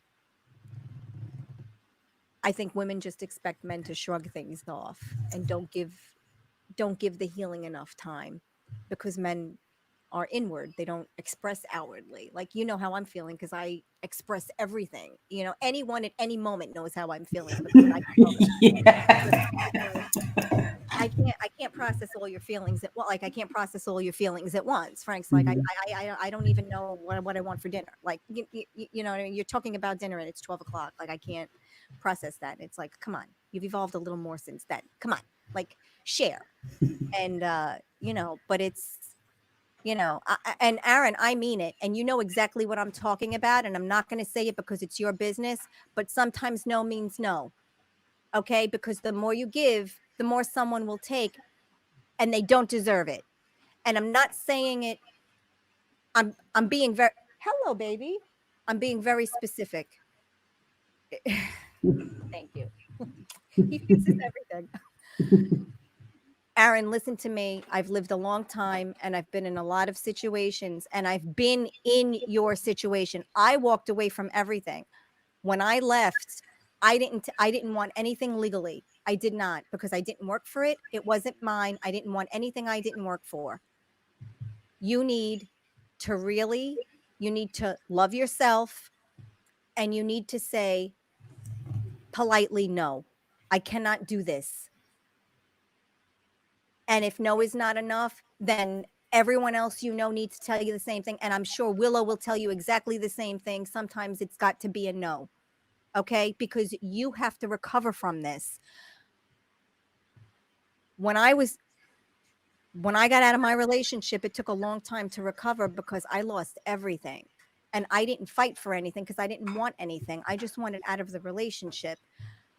You have to pick up the pieces and recover from that, physically as well as emotionally, but physically and financially. And that may not be as easy as you think it's going to be. So be realistic and make sure you make smart decisions, Aaron. And I'm telling this only from my experience, not and this is not emotion based either. This is what I mean by keeping it fact based. This has nothing to do with emotion. This has to do with reality.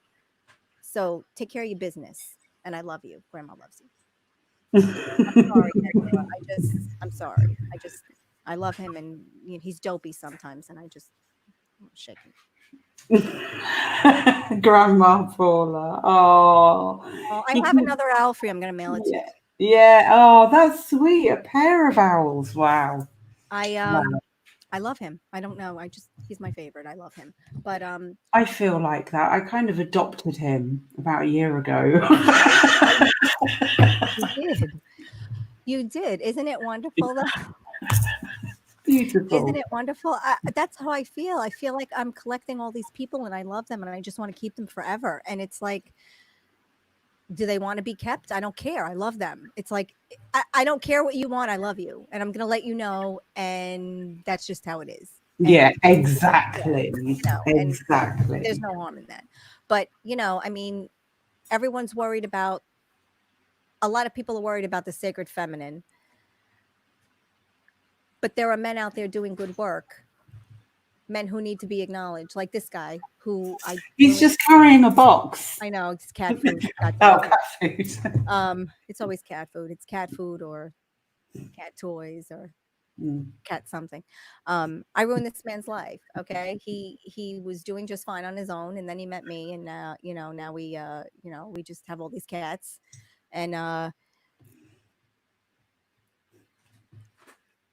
not all men are evil, and not all men are bad, and Mhm. there are men that need healing also, and need to give themselves the time to heal, because if you don't, you're going to get the same set of problems all over again, Mm. because men don't heal like women. um, you need separation, and you need time, and you need honesty, and you need to look at your situation in a very frank and realistic way. And that's what me and Frank did in the beginning. We put it all on the table, all of it on the table, and I said it's either going to work or it's not, but either way, I'm going to be upfront. You're going to be upfront, whether we like it or not, because it's going to come out. Everything always comes out. The universe, like for us specifically, the universe, you can't lie. The universe will rat you out. He was telling a story one day. He didn't want to do something in the beginning. And he told me this story, and the universe was like, no, none of that's true. And I'm like, they're telling me none of it's true. And he was like, well, I just didn't want to do it. And I was like, why did you do that? Just be honest with yourself and be honest with me, because they're going to rat you out anyway. They just did. And then he got it, but it's hard because we have to learn our value. We have to learn our self-worth. You can love another person more than you love yourself.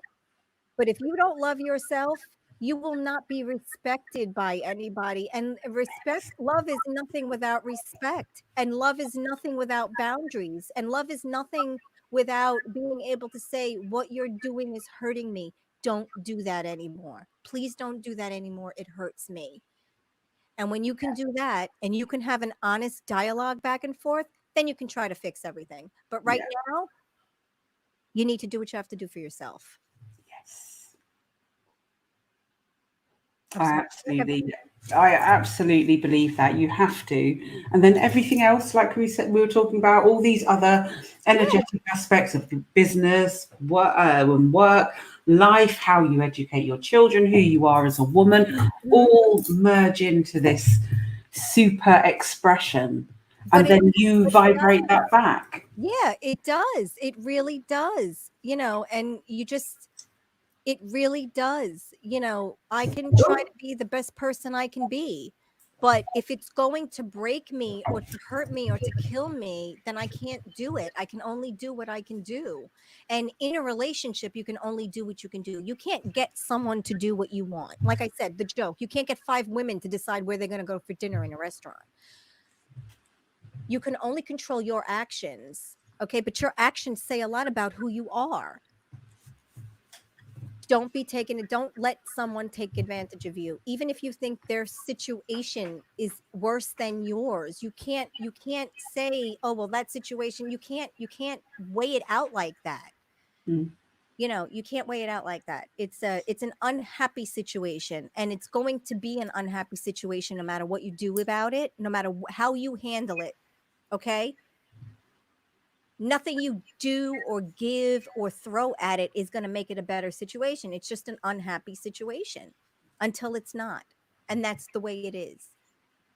Like everything else. You have to be honest about it, because you're going to give and you're going to give, and then you're going to be asked for more and asked for more, and you're going to come up with it, and you're not going to be able to do it. And it's going to be a hole you'll never climb out of. And I'm telling you this from experience. Same. I can completely get that. I've experienced exactly the same. And then, do you know what?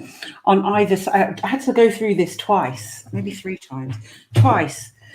And it was so intense that I was just, I had nothing to give anybody. I had nothing to give my own children. I had nothing to give myself. And in the meantime, I was plummeting just like that. So, and it was this, and there was a point where I didn't actually even know what self-nurture meant. Oh, I believe it. I believe Like, it. what even is that? Yeah. Good Lord. So when we give that to ourselves, then the magic happens. But that's the biggest gift.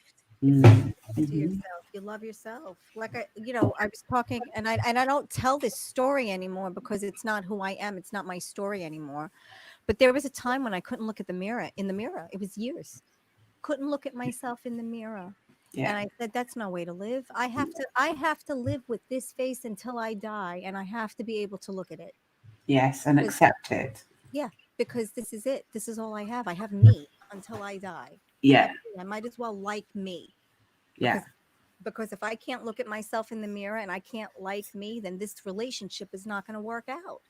We're going to be together for a long time. I mean, you have to do what you have to do without being taken advantage of. You can be good and you can be nice and you can think you're doing everything the right way, but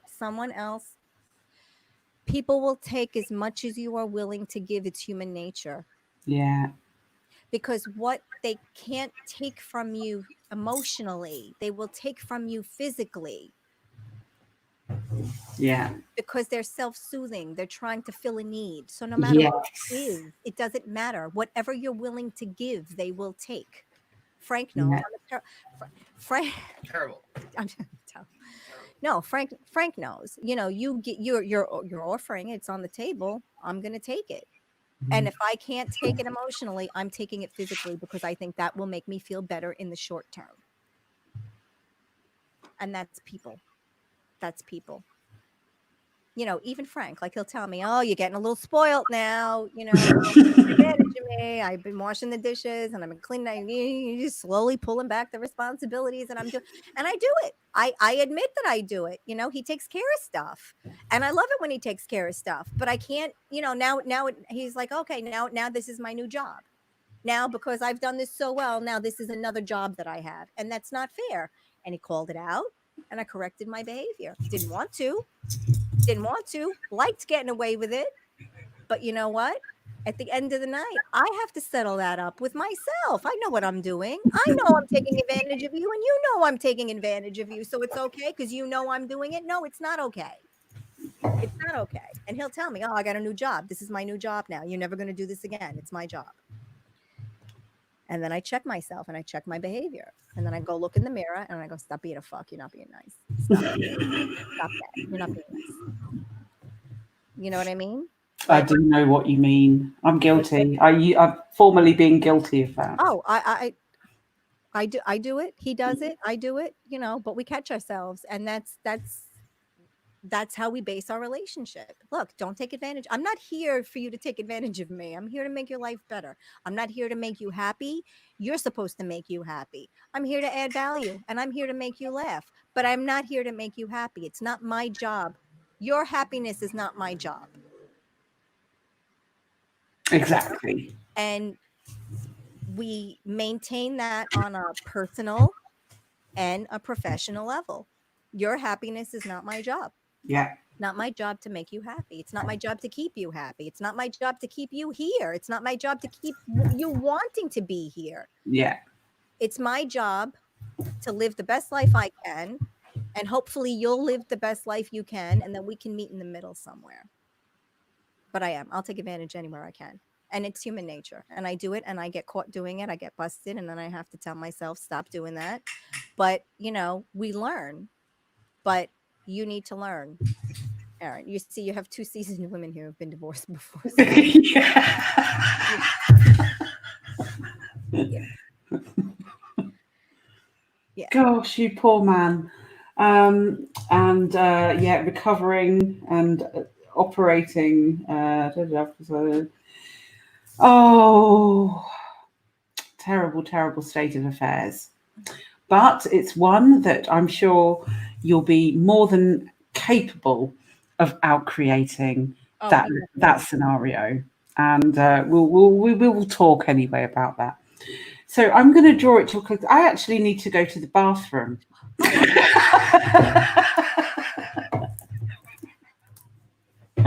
Oh my goodness, Angela, I monopolized this whole thing. No. It's eating fruit and drinking water, and I'm off the coffee. Can you believe it? No, I can't. I can't believe it. I I love actually one. think about it and I get nervous being off the coffee because we have a friend now who's not drinking coffee because she's going to have an eye experience. And it's killing me for her that she can't have coffee. And I actually thought about it and I got nervous. And I was like, not the coffee. Take anything away, but not the coffee. You can have anything but the coffee. I'd give up ice cream for coffee. Wow. And Frank knows how much I love ice cream, but I would give ice cream up for coffee. If I could never have ice cream again, leave my coffee. Leave me alone with See, coffee. I would give up eating for coffee, and I have done. I would too, because if my coffee day doesn't start right, it's a wrap. And it really is the only. And Willow, I love you too, and you know what I mean, girl. You know exactly what I mean, and you are an angel. You're an actual angel here Cheers. on earth with a cute face that I want to kiss. I want to bite your cheeks, and you know what I'm talking about, Willow. So talk some sense into this person. Take it from Grandma Angel. Oh, thank you. But Yeah. Willow, you're a sweetie and you know. So, but yeah, you take coffee away from me. Like I I don't think I can handle anything if I can't have coffee. I have very few vices, but the vices I have I own. Like I use baking soda toothpaste. So I feel like that's an even trade for the Yeah, same. nothing to do with anything, but in my head it makes me feel better. Yeah, I use baking soda toothpaste. So yeah, so I'm good. But Angela, please go to the bathroom. I feel terrible that you. Yeah, I'm like that. I don't know. Anyway, that's something I would say off air. Anyway, so thank you, everybody, for listening and being with us this evening.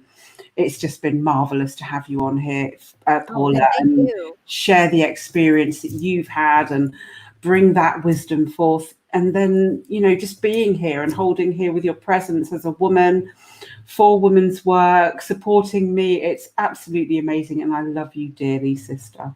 And I love you dearly, sister. I love you in a way that you will never understand what you've done for me. I love you in a way you will never understand. And I am grateful to you. And I love you. And I wish you every success and every happiness in the world. And I hope to talk to you soon. Yes, we need to have a catch up anyway. Definitely. Definitely. So thank you everybody else for listening. That's just absolutely marvelous. My name is Angela Miller. This has been the lovely Paula Milo. This is Women's Work International and part of the fabulous Expanded Understanding podcast, which aims to enlighten your very experience by helping you to cultivate your inner awakening at this really key time in humanity. Love you. So really great. Love everyone. And may we all just be. Yeah. And thank you again for having me, Angela. Thank you. I love you. Anytime, sweetheart. Thank you. Anytime. Okay. Blessings to everybody. And we'll see you again next Monday. at 9 p.m. GMT, EST, 4 p.m. and 1 p.m. PST. Anywhere else, I've got no idea. Bless you all. I love you and see you again really soon. See you soon. Bye, darling. Bye. Bye. What fun.